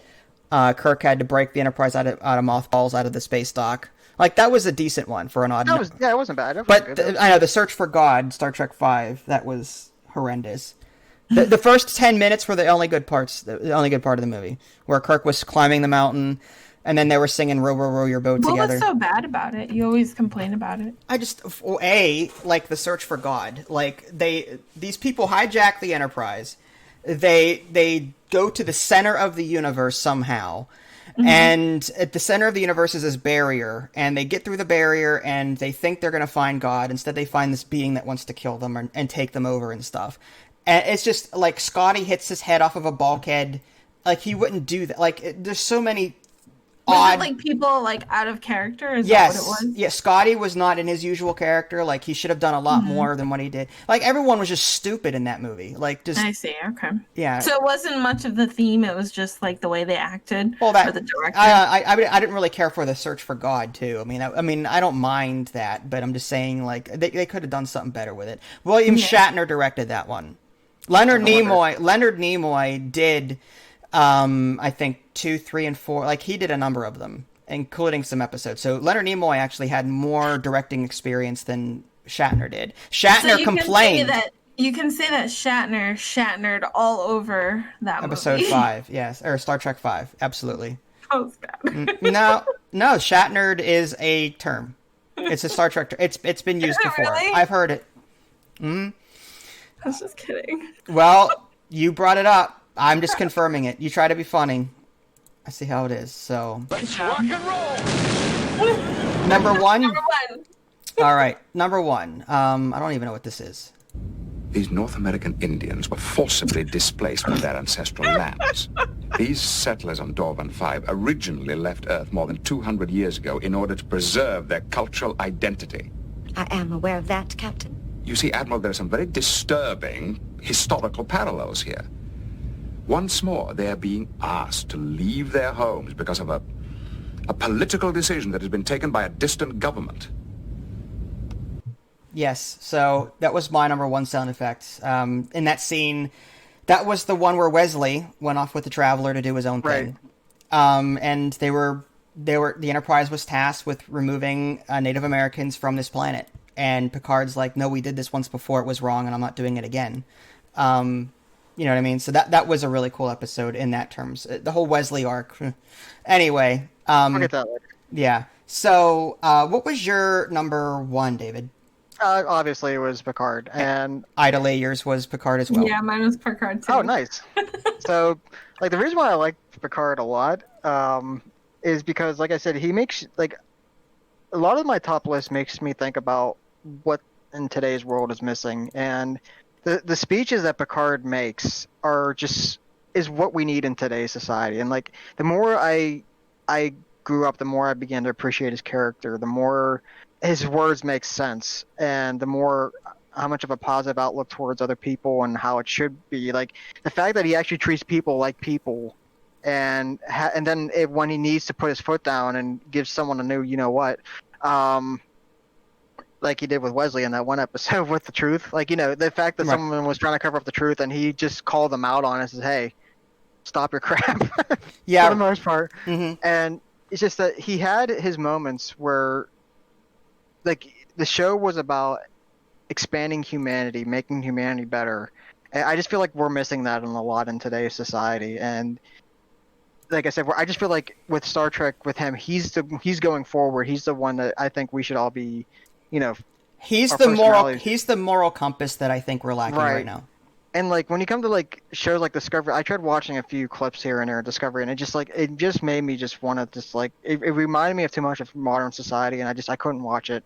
Mm-hmm. I mean, it's just so like I like the fact that he treats others on a moral standpoint, and the fact that he has the authority to make people better. Like, for example, there was when Barclay first came on the Enterprise, people thought he was a weirdo and they wanted him reassigned off the ship. Picard said, no, you're going to learn about this person. You're going to treat him like a human being. And I don't care if he's different. It's easier just to shove him off onto someone else and make him someone else's problem. But that's not who we are. I have a clip of that. Will your investigation affect our available power during the mission? No, sir. We'll have to shut off some systems. We'll shut them down a few at a time. It shouldn't, I don't think so. Good. I look forward to your report, Mr. Broccoli. Mr. Broccoli. It was a slip of the tongue. It was funny. They were talking about, like, Barclay's nickname was Broccoli. And Picard's like, no, that needs to stop now. And then no sooner had he said that, Barclay comes in and he says that, and he's like, and Riker's sitting there laughing, just smiling. But anyway. But yeah, like I said, just like when he, like, I think like one of the biggest things that, like, he was talking about, like, censoring free speech in, like, one of his episodes, like, you know, where he says the first speech that's censored while damaged. And it's like, yeah, I mean, if you look at, like, some things that are going on in today's world, like, there's a lot of censored speech right now. It's like, I mean, it's just, it's the exact, he's the way I want people to evolve into, and it's just like, I see Shadow's photobombing me here. Yeah. Oh no, that's Melody. I'm sorry. He's going in our basket. But anyways, yeah, I just appreciate his character, and I wish we had more people like him in regards to just in a moral standpoint. Mm-hmm. So yeah, that's probably why. Like, if you were to ask me this top 5, even maybe 10 years ago, I don't think Picard would have been on the top 5 because I feel like I've grown up a lot since that time to appreciate people like him more, knowing that how people can be, you know, not so. I'm trying to think of a good word rather than not so nice. Well, as a younger kid, we don't think about the political side of things or Star Trek as a political show, but or even a moral compass. All we care about, phasers are firing. Oh, the Borg. You know Kirk what I mean? was like my favorite character. Like, Kirk would have been like my number one if this was like when I was a kid. Because Kirk was like the big muscular, you know, just like he would just like do all the action. He would be gung ho. But Picard was more logical and he was more calm. He was the calm one. He was the reserved but wise. He was the wise old man. He was Splinter from Teenage Mutant Ninja Turtles. Like he didn't like fight or do a whole lot, but like his words of wisdom were always there. Like he was someone that you could look up to as a father figure, and that's something that I don't know. Like I think you're right. We need a lot more of that. And Star Trek Next Gen is definitely one of those feel-good shows that you can watch with your family without worrying about anything else, because it's teaching good morals and other good things while you're watching it. And, you know, compared to Deep Space Nine and Voyager were more edgy, whereas Next Gen was more, you know, calm, but it had more stories to teach and more morals to teach. And Picard was great at that. I think that's one thing I like about Star Trek. Like, there are different types of atmospheres in Star Trek. I mean, Voyager, obviously, it's going to be edgy because of the fact that there were millions of light years, there were thousands and thousands of light years away from home. Right. So they're going to come across a lot of trouble. Deep Space Nine, I mean, they're all the whole war with the Dominion. I mean, when did the war ever? And I'm glad that they had that because it's nice to see an environment like that because it's not always going to be peace and friendly. Right. And so it was nice to see something like that. And then you had The Next Generation, which was about exploring and learning new things. And that's where your moral values come in. And like I said, and his interactions with Q as well were some of my most memorable. Awesome. You picked Picard too, hon. Why'd you do that? I did. He's an amazing character. He has morals, and he's just a general bad A. You know, bad shut your mouth. He can be tough when he wants to be. Did you have a particular scene or episode that you remember that you really liked him in? He has been through so much.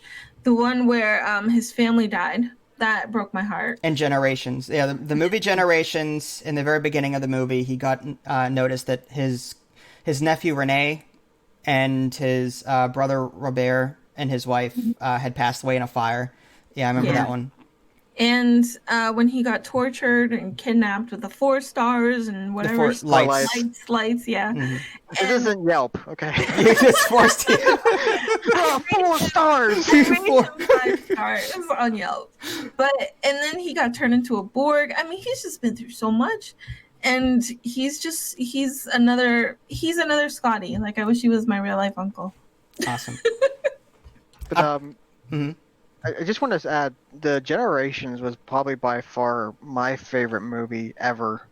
Generations in and regard- First Contact were both great. No, Generations, like for me, like I like First Contact a lot, but there's just something about Generations, like the fact that the passing of the torch from the original series to the Next Generation was actually in that same movie. The fact that you got to see Kirk and Picard work together was just like, I swear, like I really wish I could have traveled back in time and watched it for the first time again. Is that the one with the lights that came? Nexus. Yeah. Nexus? Yeah.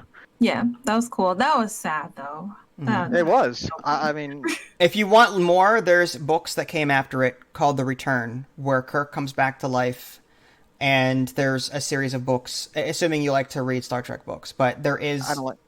Yeah, it's up to you. Audiobooks.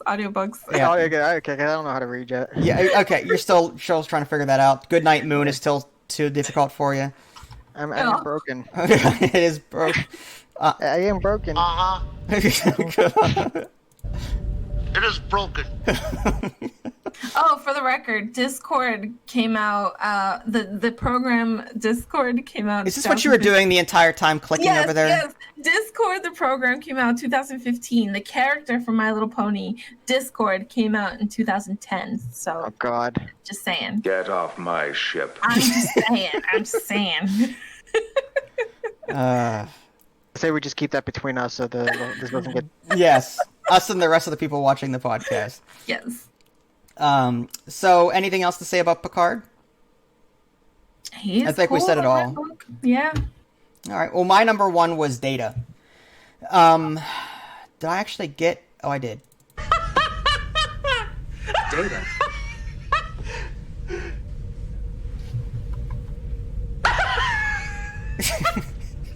It's like totally cutting out.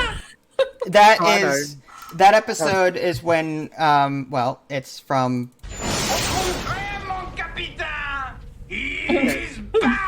Data saved his life in that episode. And Picard or Q thanked him for, trying to give him a taste of humanity, and he gave Data a good hearty belly laugh as a thank you. That's nice. I was like, I like how he was like, I want to give you a wonderful gift, something you've always been searching for. And Dave's like, I don't want you to make me human. He goes, no, I would never do that to you. Why?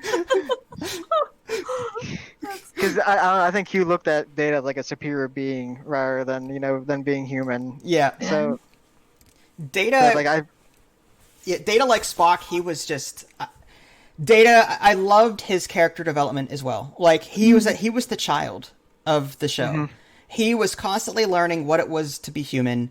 At one point, he had a daughter, Lau, and that was a sad episode. But it was, he had so much character development. It wasn't even funny. Like I loved how he grew. He had conversations with Riker about a watched pot never boils. He's sitting there with Riker watching a pot of water that's not boiling. He's timing it to see, does it actually take longer if I'm watching it than if I'm not watching it?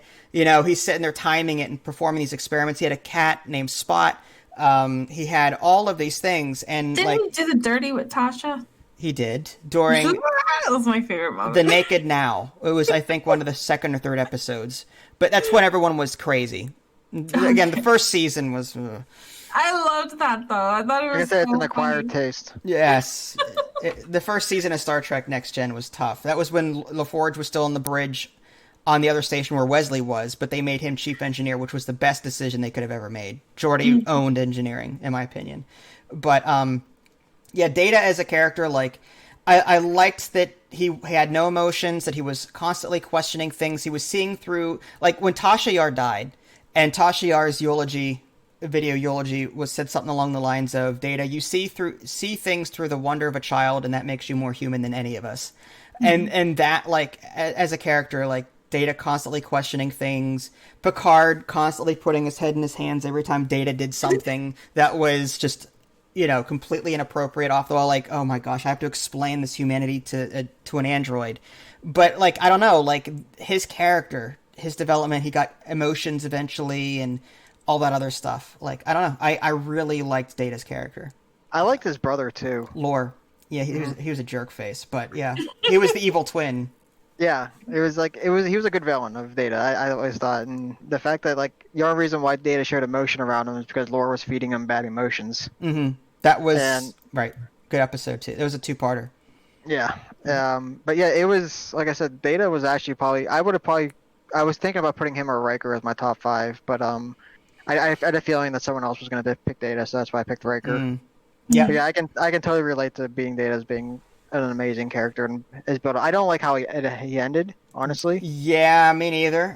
In Nemesis, there were books written after that to write him back in, assuming you want to read them. But they kind of used B4's memories to bring him back, stuff like But that. then that wouldn't really align with the Picard series, right? The show. No, it wouldn't. Because Picard, David has not seen it. I don't know if he's gonna. I'm not sure if I want to be honest, because the fact that like everything I said about Picard, I don't want to lose that image of him. And I understand. I'll tell you that. I don't want to lose that image of Picard because I understand that he's like pretty helpless in this series and like he doesn't know how to do anything. Like that's what I'm understanding that that series is about, which makes me hesitant. It feels like the Picard was made more for the other cast than for Picard. Like, Picard has some parts in it that are good. I'm just saying, like, I don't care about these other characters that are with him. All I care about is Picard and any other cameos that come up. Riker. I know 7 of 9 was in it. Yes, 7 of 9 was... Did she play a major role? Yes. Many episodes. She was in there. Mm-hmm. Like, I think I 3 or 4. And then Riker and Troy were in an episode. Like, that was the best episode, I think. I know there was closure with Data on Picard. Like, I would like to see those portions of it, but like that's all I would want to see. I wouldn't want to see, like... I don't really care for the plot at all. I mean, I stopped watching when 7 of 9 came on. Not because of her, but just because I couldn't stomach it anymore, you know? I just feel like they just try to make it like a tragedy, and it's like that's and not what they who did to Icheb too, that was sad. Yeah. Wasn't Icheb the There was one of the kids that that 7 raised on Voyager, the oldest what one. What happened to him? The beginning of the one. Do you really want to know? Yeah. At the beginning of one of the episodes, Icheb was tortured and killed for his Borg components. And it was a flashback. It was a flashback kind of thing. And 7 was like upset about. Yeah, it's stupid. I would have liked more closure, more positive closure. I hated the Picard show. It just reminded me of what Discovery is. You know. It's like here's the thing. Like they feel like they have to make, and it like, I guess this is just might be me rambling a little bit, but I feel like most like TV shows have to be revolved around drama, and they have to make it as dramatic as possible, so they think people will watch this and be like, oh no, this is so sad. Like, well, there's enough dramatic crap in this world. I mean, I want something like Star Trek Next Generation, where it's just them exploring, and there is connection between the episodes, but it's like, you can miss an episode and you still be okay. You know what I mean? That is, I want that too. But the sad truth is, people are watching shows like Survivor and The Bachelorette and The Kardashians. How do you, like, as a producer, look at my ratings for these terrible shows that mean nothing. Like, you know, they have nothing to do with today's world. And then how are people going to react when you've actually got educational shows like Star Trek on? You know what I mean? It just seems like a lot of negativity is there's more people watching negativity than something that's more positive. Right. That's the problem. It's when you watch any YouTube video, if it's an episode about drama, it will get a lot of views. But if it's something about like educational, like YouTube won't even show it. As a typical rule, sex, drugs, rock and roll. That's what sells. And Star Trek has none of those things except for occasional sex. That's it. You know. But you know, television is going down. Like, not a lot of people are watching any more television. It's all about Netflix. internet. It's all Netflix and Hulu now. Yeah, on demand. It's like The Mandalorian is like the last really good series that I can think of that like has really good, you know, season like 2. Like a season. Yeah, that's what I hear. I mean, I've watched the first episode. I don't have Disney Plus, so I really can't watch it. But I was over a friend's house and we watched the first episode, and I was actually really intrigued. All right, well, I liked it. If you're interested, I can hook you up. Just saying. Nah, I don't want to do that. That's illegal. Yeah, well, next time you're over, I totally won't share it on Discord. It's no, I would never do that. Okay. No, it's illegal. I can't do it. Anyway, so that was. You're gonna have to cut that. You're gonna have to like censor that whole thing. That was our number one then. So we do have some honorables and dishonorables. I'm going to play a sound effect for that. Come cheer up, my lads, 'tis to glory we steer, to find something new in this wonderful year. To honor we call you as 3 men will swim. For who? That was Picard. That was fake Picard singing in Ten Forward. Imposter Picard.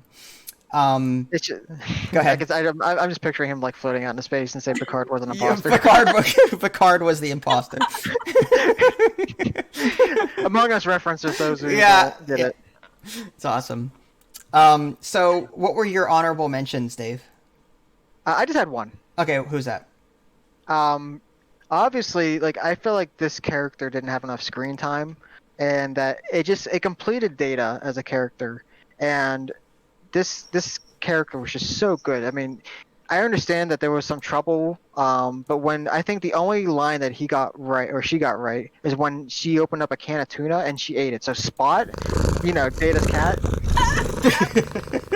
I mean, I'm sorry, but just like me being a cat lover, I mean, I actually cared about Spot more than probably any other. There was a scene at the end of the movie Generations. Oh, no, please don't bring that. I cried on that. Me too. Me too. No, wait, what happened? I don't remember. The Enterprise D was in a wreck on the planet's surface. They were looking for survivors. Data, Troy goes, "We found a life sign very faint." Data's digging through stuff, and he looks, and Spot's meowing at him underneath this debris, and he's crying. It was such a sad. It's just such a good scene. It was really. And the thing was that like Data was confused. Like, I'm happy to see Spot, and I'm crying because maybe there's a malfunction. And Troy's like, no, there's no malfunction. So, but yeah, I like Spot a lot. And remember the Star Trek episode where Data was in that holodeck program as a cowboy. Yes. And he was like, so like Worf went to take care of him. Yeah, and what happened was he was turning into a Western Data, like in the real Enterprise. And so when Data, like one of my favorite episodes of Spot was when Data was trying to work, and the cat jumps up and he goes, "Spot, no." He just puts it back, and the cat jumps right back up on the counter. He goes, "Bam, moose, you little varmint." Yeah. And then later, Data's like, "I need someone to take care of Spot." So he gets Worf. He gives Worf, "I'm afraid I'm going to harm my cat. Would you mind taking care of him?" And Worf's like, I will be sure. Yeah, and it's so. What am I supposed to do? And then Data's like, you must feed her. You must tell her that she was a pretty cat and a happy cat and a good cat. And then Worf's like, I will feed him. And I can feel like I can relate so much to my little ones right now, just because I'm so glad you came in, Shadow. It's like, I wish he regrets it right now. Yeah. But yeah, being a cat lover, I absolutely love Spot. Like in the limited episodes he was in, or she. Yeah, Hi, buddy. Yeah, it's a she because she was pregnant in Genesis. Yeah, she had a litter. Or not Genesis, but it was an episode where she actually. Yeah, it's called Genesis.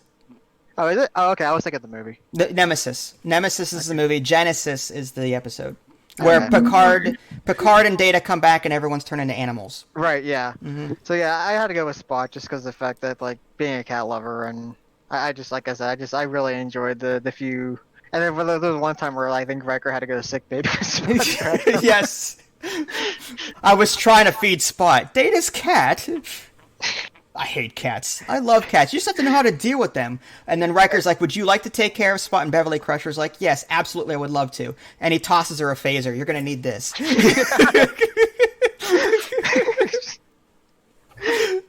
Yeah. Well, yeah, like I said, I like Spot a lot. And that last scene with Generations as well, that was pretty good. But didn't Spot make an appearance in Nemesis? She was playing with B4? Possibly, yes. I think so. Yeah, I think there was a scene where she was in it briefly where she was playing, B4 was playing with Spot. Mm-hmm. I think so. Mm-hmm. What was your honorable mentions? What were yours first? I'm curious. I liked Phlox, the Enterprise doctor, because he was Denobulan. He was so eccentric. There was an episode. It was called "A Night in Sick Bay." Archer's dog Porthos was sick, and he was and Archer was staying the night in sickbay, and Phlox was doing all of these weird things as part of his typical routine. It was so good. That was funny. And Phlox, I really liked him as a character. Garrick from Deep Space Nine. I liked how trivial he was, how mystic he was. I have a scene. What's the matter? Well, it's just that lately I've noticed everyone seems to trust me. It's quite unnerving. I'm still trying to get used to it. Next thing I know, people are going to be inviting me to their homes for dinner. Well, if it makes you feel any better, I promise I will never have you over. I appreciate that, Chief. Don't mention it. Yep. So Garrick, between him and Bashir, like talking all the time about spy stuff, I don't know. Garrick just struck me as a really cool character. I think one of my favorite Garrick. I have my mouse. One of my favorite Garrick episodes was he did the dirty deed that Cisco could not. Yes, he got the Romulans to enter the war, but that was amazing. Garrick underhandedly did it. He saved the Federation. That was awesome. I mean, like that's such an important like. If it wasn't for that, I mean, the Dominion probably would have won. It's so fake. So when the Romulans realized that Cisco had pulled the wool over them, they were about to leave the station, and the Romulans would never talk to the humans again, whatever. Garrick blows up the shuttle secretly and makes it look like the Dominion did it. And that's when the Romulans entered the war. Like, so wow. Garrick, he's really cool. Barclay. Why didn't they want to enter the war in the first place? Romulans typically as a race don't want to get involved with anything. Well, they also had a peace treaty with the Dominion as well. Yeah, did they? Yeah, they had a non-aggression pact. And Romulans are the type of people that like to sit back, watch, and wait, and then pounce when the time is right.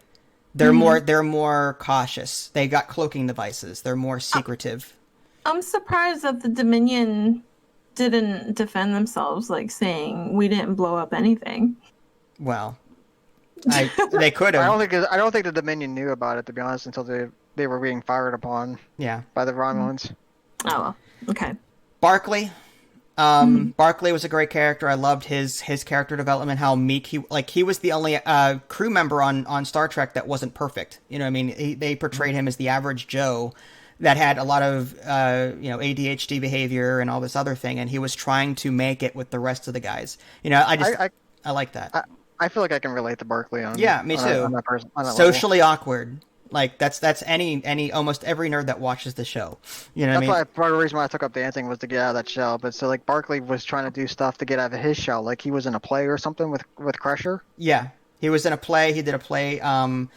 And he was trying to break out of his shell with that. And then he became a super genius, and that was a separate episode. Anyway, Barclay, liked him. And I liked the Quark-Odo camaraderie. That was fun. They were both... Actually, I have a clip. If I can find it. Oh, there's actually two of them. That isn't it. You never could afford to join, could you? All those years of scheming and lying and cheating, and you're still too small time for the Orions. Well, I guess you're not as successful a businessman as you think you are. Which means you spent the last 10 years of your life trying to catch a nobody, with little success, I might add. So you tell me, which one of us is the bigger failure? Yeah. Yeah, I like that rivalry between them two. Yeah, and even in the very last episode, they kept it up. It was good. They didn't break out of the shell. They just kept it going. Absolutely. And then there was a scene. I don't want to play it because it's 40 seconds, and heaven forbid. But Quark. It was the siege of AR something number. It was where they were on the planet defending against the Dominion attack. They were in this camp, and they were getting ready for a siege. And it's the episode where Nog loses his leg. And Quark is talking to Nog, going, let me tell you something about humans. They're the greatest people, so as long as you keep their bellies full and their holodecks working, but you put them in a situation where they're starving and they're deprived of the basic human comforts, and they can be just as bloodthirsty as the average Klingon. You know what I mean? And it was a great scene. I remember that. That was a good episode. Yeah. That's what, like I said, Deep Space Nine, I mean, like I said, we were comparing like different types. I mean, they still had their moral. They had the humor and that, but it was still funny. Yeah, It was, but at the same time, it was serious. Like, it was really edgy. Deep Space Nine is proof that you can have an edgy show without, crassness and other things, and still have a good humor on the side. You know what I mean? But yeah, so those are my 4 honorable mentions: Phlox, Garrick, Barkley, Quark, and Odo. The combo there. What was yours, hon? Mine was Data, Worf, Janeway, Odo and Q, Trip Tucker, Tuvok, Phlox, all the animals in the show, Quark, Picard's fish. Picard's fish. Oh yes, absolutely. Yes. Chief O'Brien and the girl that Tucker saved and ended up still killing herself. Which one was that? The girl that was supposed to be used as a reproductive egg or something, and Trip Tucker was trying to like get her to see the world and Okay. I remember. I vaguely remember that episode. Oh, like an episode of Aladdin. I can show you. Yeah. And then she felt so bad about her life and she ended up killing herself. It was so sad. Aw. And Tucker got chewed out for it. Uh-huh. Wow, dude. Wow. Well, wait, were there any dishonorables? I have one. Okay. Do you have one, Vince? Or okay. Go ahead. I had to go with Alexander Worf's son. It's like it was the most puniest character, and it was half Klingon, or was it a full Klingon or half Klingon? I can't remember. Well, it's like a quarter Klingon. Like quarter Klingon, yeah. She 3/4. Because I think the Kalar was half human. I think so. Yeah. Yeah, so Kalar. Yeah, but Alexander was such a wimpy character. I mean, I was hoping like with the death of his mother that he would grow up a lot and his character would start evolving. Like that was the tragic event that got him whipped into shape to quit being a whiny little brat. But no, he became a whiny brat for the whole thing. Like every time he was on, it was just like, okay, what are you gonna complain about this time? Yeah. And like even in Deep Space Nine, his future self tried going back in time and assassinating himself. I mean, how bad of a person do you have to be where your future self comes back in time and tries killing you? Yeah, that's sad. And in Deep Space Nine, he had a chance to he was a teenager / adult in Deep Space Nine, and he was a klutz. He was a klutz. The crew kept making fun of him, and like I can see the story that they were trying to tell with Alexander. Like, not everyone is cut out to be a soldier and all that stuff. But at the same time, come on. It's just bad character development, I think. They shouldn't even put him in Deep Space Nine, honestly. Like, it was bad enough in Next Generation. It was just like, that was just adding insult to injury. Like, putting salt on the wound in Deep Space Nine. As a child, he has an excuse to be, to act badly. But as a teenager / adult, he just looked like a loser in Deep Space Nine. Well, no, it's just like... I understand that, like, as a child, like, he wasn't raised as a Klingon, okay? I understand that, but, like, it's like, okay, just because you were raised by humans doesn't mean you're allowed to be a spoiled brat. I mean, look at, like, people like Wesley Crusher, he was a lot more mature for his age. So why is him, and why is he a spoiled brat? I mean... Right. No. It's like I said, I don't know. I like I said, I like Wesley Crusher's character. I don't like how it ended. But Alexander was just so bad, and like from start to finish, I just they could have just eliminated that character in general, and I probably would be happier for Worf. Do not hug me. That's why Alexander ended up the way he did. Not enough hugs. What did you read your dishonorables, babe? Mine, Keiko. She had that resting witch face that she was never happy. O'Brien did so much for that woman, and Keiko was just complaining all the time. She was never happy. I don't know. They were right for each other, I guess, but I don't know. Here's my question: did Chief O'Brien ever have a happy episode with her and him and his children? I don't remember. They were always O'Brien was always tortured twice in Deep Space Nine. Like O'Brien was such a beat up on constantly. He was getting beat up, tortured. O'Brien I loved his character, but my gosh, Keiko, and she was like, yeah, whatever. He spent a day or something in a mind thing where it seemed like he spent 20 years in jail or something. Yeah, that was yeah, he was in a jail cell in his mind for 20 years, real time. That was really sad. Yeah, something like that. That was sad. So I didn't like Keiko's character. I think she should have.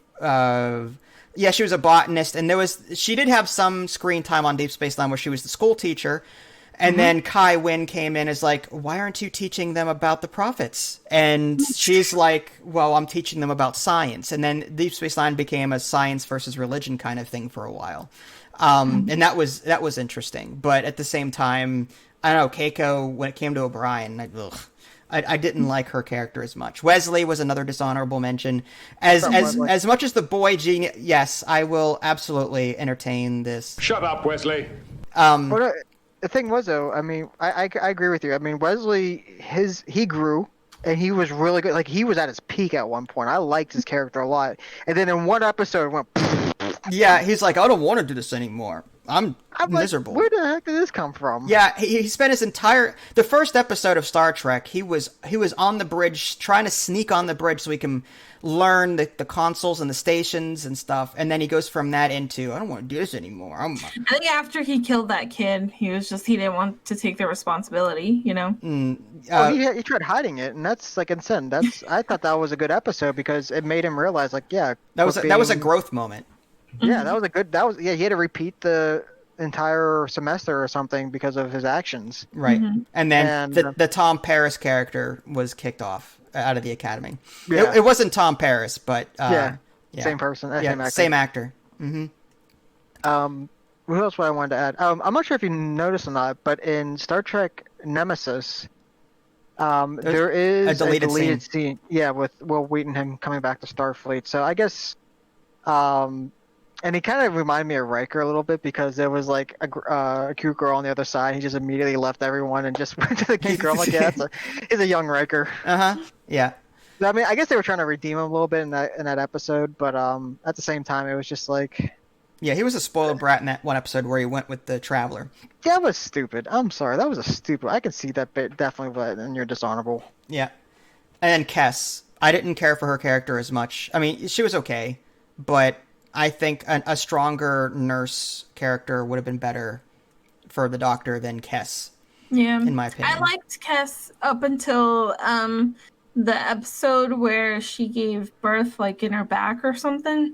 That's the episode where she was traveling through time backward. Yeah, I actually didn't mind that episode, and then afterwards, she started going down for me a little bit. So, what were your dishonorable mentions? Mine was Sulu. I don't like Sulu. Sulu? Why don't you Sulu? It's the Mr. Sulu show. I don't like Sulu. I never liked him. He was too corny and just didn't like him. Did you like that video I posted on Discord of Sulu? Yeah, I did. That actually reminded me to put him on the dishonorable. Oh, my bad. Thanks. And then Q, but he's in both my lists because he's great, but he's also not so great. Why didn't you like Q? It's not that I didn't like him. It's just that he was so frustrating to deal with. And it made him great. Yeah. I know, it is. So it's kind of like a catch-22. Mm-hmm. He was purposely being a jerk, just... Yeah, I just... Like that mosquito just keeps biting you. Trying to give you, like, good blood. Everyone in Discovery. I'm wounded! I'm sorry to interrupt you, Allie, but as soon as you played that clip, it reminded me. Did you remember I wasn't sure for Saturday Night Live, but they did a Frasier with Star Roz Trek episode with Captain Janeway. Yes, and she was with the Voyager cast. Yes, that was awesome. Yeah. The Captain Janeway was with the entire Voyager cast of Frasier. No, the cast of Frasier. Yeah, right. Where Marty was in his chair, and then Roz and the British chick Daphne was on the consoles in the front, and then Niles kept forgetting his lines. He kept stumbling over his lines. I guess they gave him like 2 minutes to rehearse it. Whatever. It's so cute though. And that was great. Leslie, of course. Nog, I didn't like Nog. Nog, you don't like Nog? No, I didn't. Can you give me a refresher who Nog is? Nog is Rom's son. Yeah. Rom, the one that lost his leg. He was Frankie. Right. I didn't like his dancing in that one episode. I didn't like his makeup. Oh god, that was just, That was with the bachelor party with Dax. Yeah. Dax held a bachelor party. I didn't like Jake, and I didn't like Barkley. Nog, I like the progression of Nog's character, but that's about it. Like I like the fact that like at the end of the Deep Space Nine series, he was a lieutenant. Yeah, he was like No, instant. He got battle promotions. Like he was in there. Yeah, I liked that. I just didn't like his makeup. Like his makeup always freaked me out. I never liked the Ferengi as a Star Trek race, but because I just didn't like them because I always thought they were always just too greedy. But Nog actually like made me think about like, okay, there's not all Ferengi are bad. Some Deep Space Nine episodes were really funny though, like with the Grand Nagus. Ram! Exploitation begins at home. Yeah, I loved the Ferengi episodes. They were off the wall funny, and Quark was a great addition to that show. Like I don't know. And yeah, good. Oh, sorry, no, go ahead. I was gonna say Ferengi were more like an acquired taste for me. I like them because they remind me of something in an RPG, like a merchant. Yeah. You know, like a greedy merchant. I definitely see the reason behind having them in Star Trek, and I think they're a great addition to the story. But me personally, I don't like them. Yeah. Also, I don't like this character because I saw him as a kid, and when I saw him in Star Trek, I was like, you know, he was better when I was a kid. Like, I can't get it out of my head. LaForge. Oh, from Reading Rainbow? Yes, man. I can't. Every time I see him on Star Trek, I just think of him reading a book. He was also in Roots and other things that I've never seen, but he was a very popular actor. He was in a couple of zombie B movies too, which was crazy. Nice. But anyway, I know LeVar Burton. I know in the Reading Rainbow, they actually did a Star Trek special. That's cool. Was it like as one of those walk around the ship kind of things, like a documentary? I'm not 100% sure, but I do remember they were showing scenes of like Star Trek and the Reading Rainbow. I guess they were like on an adventure, like a space adventure. So they thought that would be cool to do Star Trek with him since he was on the show. Mm-hmm. Cool. Dun-dun-dun. Sorry, Reading Rainbow. I think of a different version of Reading Rainbow, which I'm definitely not allowed to repeat. Oh, okay. Yeah, not the DMX version, please. Yeah, yeah. I'm DMX. What you really want? Don't Google it, guys. Don't do it. Don't Google DMX Don't and Reading be like Rainbow. Me and Google this. If you have a sense of humor, then please Google it. It's not safe for work. Just putting that out there. Yeah. Not safe for work. Are you listening to it right now? No. Okay. Uh-huh. Maybe. This is a game. I'm saying the yeah, we'll keep that part out of it. The PG-13 rated version of it. Mm-hmm. What you really want? Actually, kind of good. Alright, sorry, no, it's not. Uh-huh. But it's actually starting to get a little late for me. All right. Well, thanks for that was the end of our top 5 and stuff. Anyway, I guess we can do. Idly, do you have that quiz for me or what? Yes, I do. That's right. Okay. Sorry, I gotta jump off. Sorry. All right, that's fine. All right. So thanks for right. stopping by, Dave. I appreciate it. Enjoy your dance thing that you're doing. Mm-hmm. Yeah, I'm just helping a friend out. So. All right. She has a thing tomorrow, and she just wants to practice a little bit. Okay. Well, thanks for stopping by. We'll post this either tonight or tomorrow. So yeah. I was actually thinking of like maybe I should do like maybe find like a Star Trek song that I could possibly do a dance to, whether it be waltz, foxtrot. There you go. Even like a rumba. Like I just don't know what it would be though. So. Okay. Yeah. Well, thanks for stopping by. That was very kind of you. Yeah, no problem. Sorry it took so long. Oh no, this is fine. I'm glad we started a little early. Honestly. Yeah, me too. Okay. But yeah, I really gotta go because the coffee's kicking in. All right, go for it. Bye, David. See you later. Thank you for joining. Take care. Bye. All right, so Ida Lee, what do you got for me as far as the quiz goes? All right, so wait, we need to preface this right with. Yeah.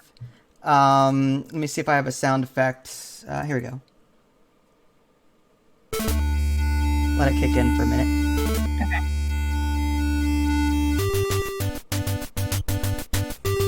That's gonna be our quiz music. Is it? Okay. You know what that is? No. It's the Double Dare theme song. Oh, is it? I didn't even know that. All right, well, I'll stop it. All right, so go ahead. What is the? You have a quiz for me. Let us test your Star Trek knowledge and see if he is a true Star Trek fan. All right, let's go. Vince Payom. Can we do this? I don't know. I hope that these are somewhat answered. Like, I don't want it to be, what did William Shatner have for lunch in 1969? No. They're not that bad, I promise. All right, the first question is, what is the principle of Starfleet's prime directive? Non-interference. They will not do I need to give the full thing? It's just don't interfere with a world that isn't fully developed. Once they develop warp drive, then here's the multiple choice questions or answers: diplomacy and nonviolence, or non-intervention, or providing assistance to those in need, or exploration and scientific study. Its prime directive is non-interference. Okay, non-intervention. Very good. Very good. All right, he got one, folks. One. We'll get him. That's the only one I'm going to get. Keep going. All right. USS Enterprise, NCC 1701D, bartender, Guinan. Whoopi Goldberg, yes. Yep. Is a member of what long-lived species? Hold on. The Elorians. Can he do it without the... the Elorians. Without the multiple choice? Very good. How do you spell it? I don't... EL something something something something something. Very good. You got it. All right. Dang, that was pretty good. All right. Thank you. Next one. What is the name of the Klingon homeworld? Kronos.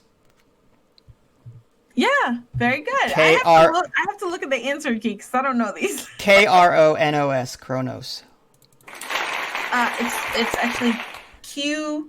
Oh, my bad. NOS. See, all right, yeah, you're right. Q. I'm so Kronos. sorry. Not Cron. There's no R in there. I'm thinking of the god Cronus, probably. Yeah, that's okay though. That was very good. I would never have gotten that. Okay, next one. Hikaru Sulu held which position for the longest period of time? Helmsman. What was that? Helmsman. My gosh. I should have asked you the harder questions with coffee and all that. All right. Number 5. What is the name of the species that compelled Captain James T. Kirk and Lieutenant Nyota Uhura to kiss? Oh, I've only seen that episode once or twice. It's the first interracial kiss on TV. I'm gonna need the multiple choice for this because all right. So he's gonna go with the multiple choice: the Iconians, the Platonians, the Romulans, or the Kazon. All right. So you said Iconians. Iconians. What's the second ones? Platonians. Third. Romulans. Romulans, no. Fourth. Or Kazon. Not Kazon. That's Voyager. So we're looking at Iconians or Platonians, and I'm thinking it's Platonians because the Iconians were in a separate episode of Next Generation where Picard, Worf, and Data were around that gateway. The Iconians, the Star Trek, the spaceship Yamato was blown up in the beginning of the episode. And anyway, it's the Platonians. The Platonians. Is that your final answer? That is my final answer. Very good. That deserves an applause. That was good deducing. Process of elimination. Yes. All right. Next question. Which of the following was not a founding species of the United Federation of Planets, a collection of governments based on universal liberty and equality? Mm-hmm. All right. Well, I can't. This isn't one I can. The Vulcans, Tellarites, Andorians. Keep going. Vulcans, Andorians, Tellarites, or Betazoids? Betazoids. Very good. Dang it. See, I shouldn't have given you the multiple choice. You already got it. Uh-huh. Number 7. Who was the disgraced scientist who created Lieutenant CMDR? Oh, Commander Data. CMDR. An android who was ultimately granted rights and privileges equal to those afforded to all. Wait. Who created him? Yes. Who was the disgraced scientist who created him? Dr. Noonien Soong. Yeah, that was an easy one. Mm-hmm. Dang it. All right. What was 7 of 9's given first name before she was... Hanukkah Hansen. Dang it. All right. Very good. What is the purpose of the Vulcan ritual of Kolinar? Kolinar is to shed all emotion. Dang it. Okay, what is the name of the alien who killed Lieutenant Tasha Yar? That was Armis, Skin of Evil. My gosh, what title was given? Look at you, you're like dusting off your shoulder right now. What title was given by the Bajorans to Captain Benjamin Sisko? Oh, that's easy. Wait, the what title did the Bajorans give him? Was given by the Bajorans to Captain Sisko. I mean, it was a religious title. Crap. I may need the multiple choice for this one. Hold on. Need it? It'll be easy with the multiple choice. It will be. I'm thinking in my head. It's like it's not the chosen one, but it might as well be the chosen one. Go ahead. What's the multiple choice? Okay. The prophet, the missionary, the messiah, the minister, or the emissary? The emissary. The emissary? Yeah, very good. See, told you. You almost said the prophet, too. I almost did. I added missionary in there, though. The prophets were the wormhole aliens, but go ahead. Oh, okay. I added missionary because it sounded like the emissary. I see. I was wondering why there was 5 multiple choice questions. I kind of wanted to muck you up, but you did very good. You got 100%. You know how much I got? 0. Really? I think because I was doing it too fast and I didn't really read anything. But yeah, very good. Thank you. Wow, he did very good, folks. He really did. Amazing. This is a Star Trek superfan. I could have told you that prior to this episode that I was a super fan. Makes me rethink life. My final score was 173467321 Charlie 32 That was my final score. 643 Tango 732 Victor 7311788 732 476789764376 lock. Out of, and then you have to repeat it. 173467321 Charlie 32 789777 643 Tango 732 Victor 7311788 732. All right. Here's a question for you. Oh no. What episode did this character appear in? I am wounded! Oh, the one where they were trapped in in a time warp. Yes, very good. Cause and effect. Yeah. Very good. That deserves a something. I will find. I've only seen it once too, and I immediately was like, "Wait a second, is that Frasier?" Affirmative. Very good. And I feel bad for them though, because then they had to kind of get renewed with society because they were gone for so long. And what do you call this? Proteus from StarCraft. That's right? No. It's that's the little robot from StarCraft. I play him all the time in Heroes of that's exactly it's Direction unclear. Please repeat request. Yes, it is a tribble. Very good. Okay. Proceed. Very good. Are you trying to give me clip quizzes? No, it's just off the top of my head.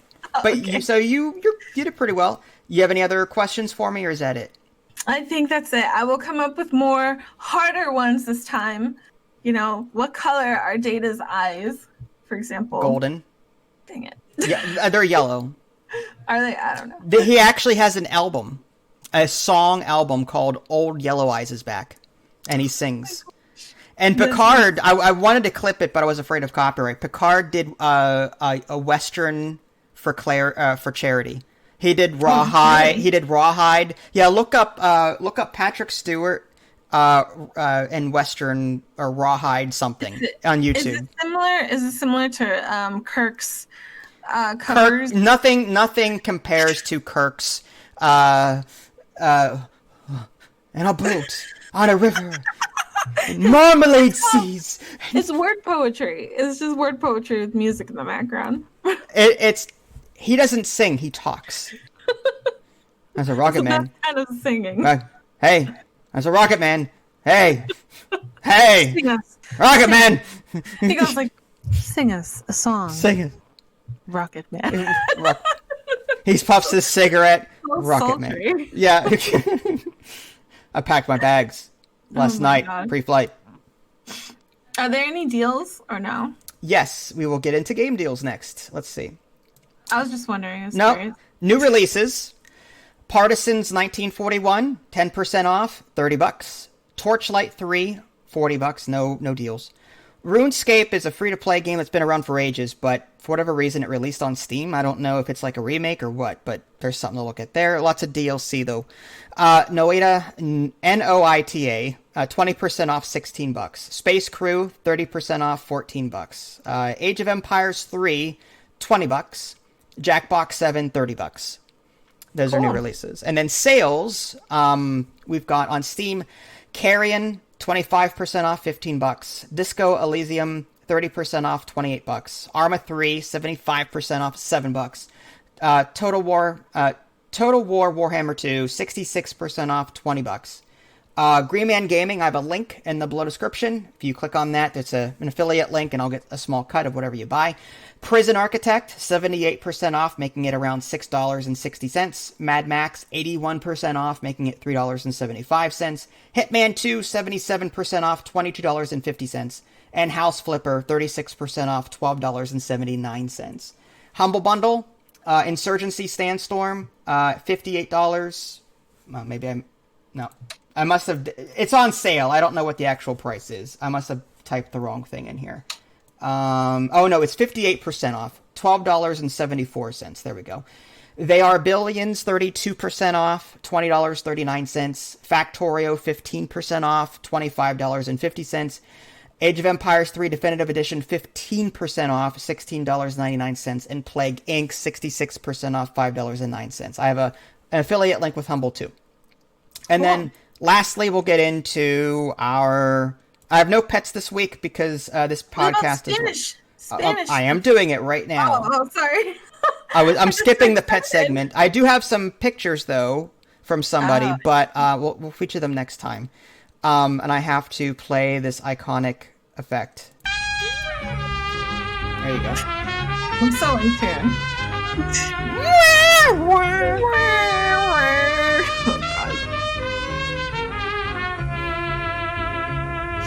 I am forgiven.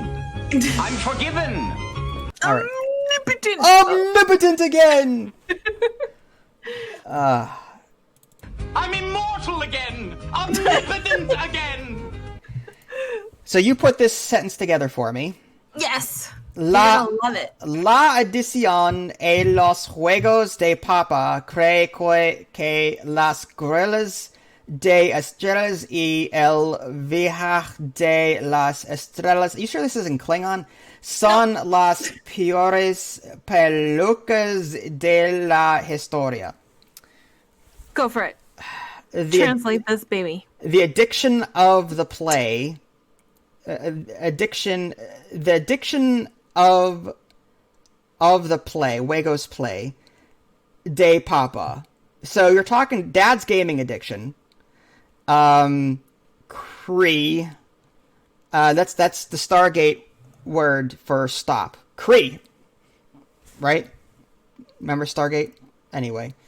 Cree que las gorillas.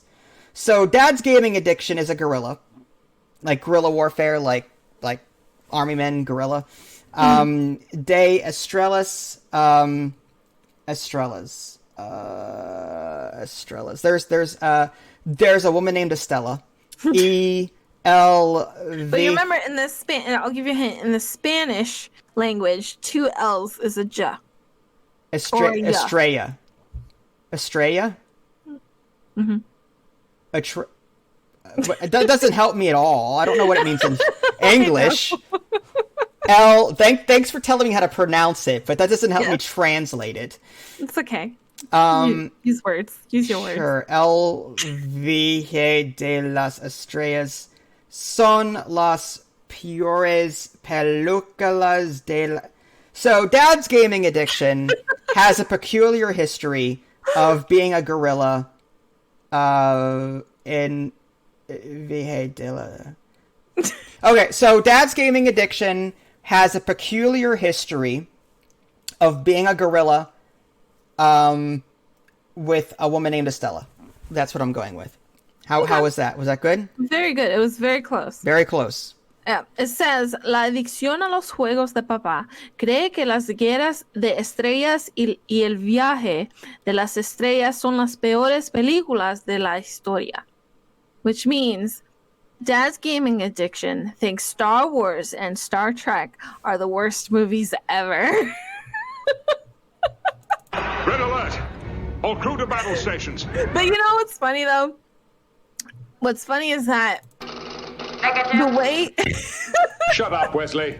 Shut up, Wesley. Shut up, Wesley. Shut up, Wesley. Shut up, Wesley. Is that Shut not up, true? Wesley. I thought that's what you... I thought... Shut up, Wesley. Shut up, Yeah, Wesley. you're the one Shut that up, said Wesley. it. You said Shut it in up, Wesley. Spanish.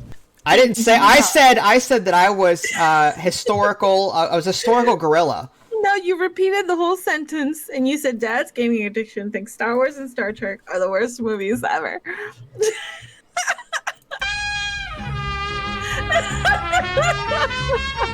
But wait. I gotta tell you. I gotta give you a little info. So,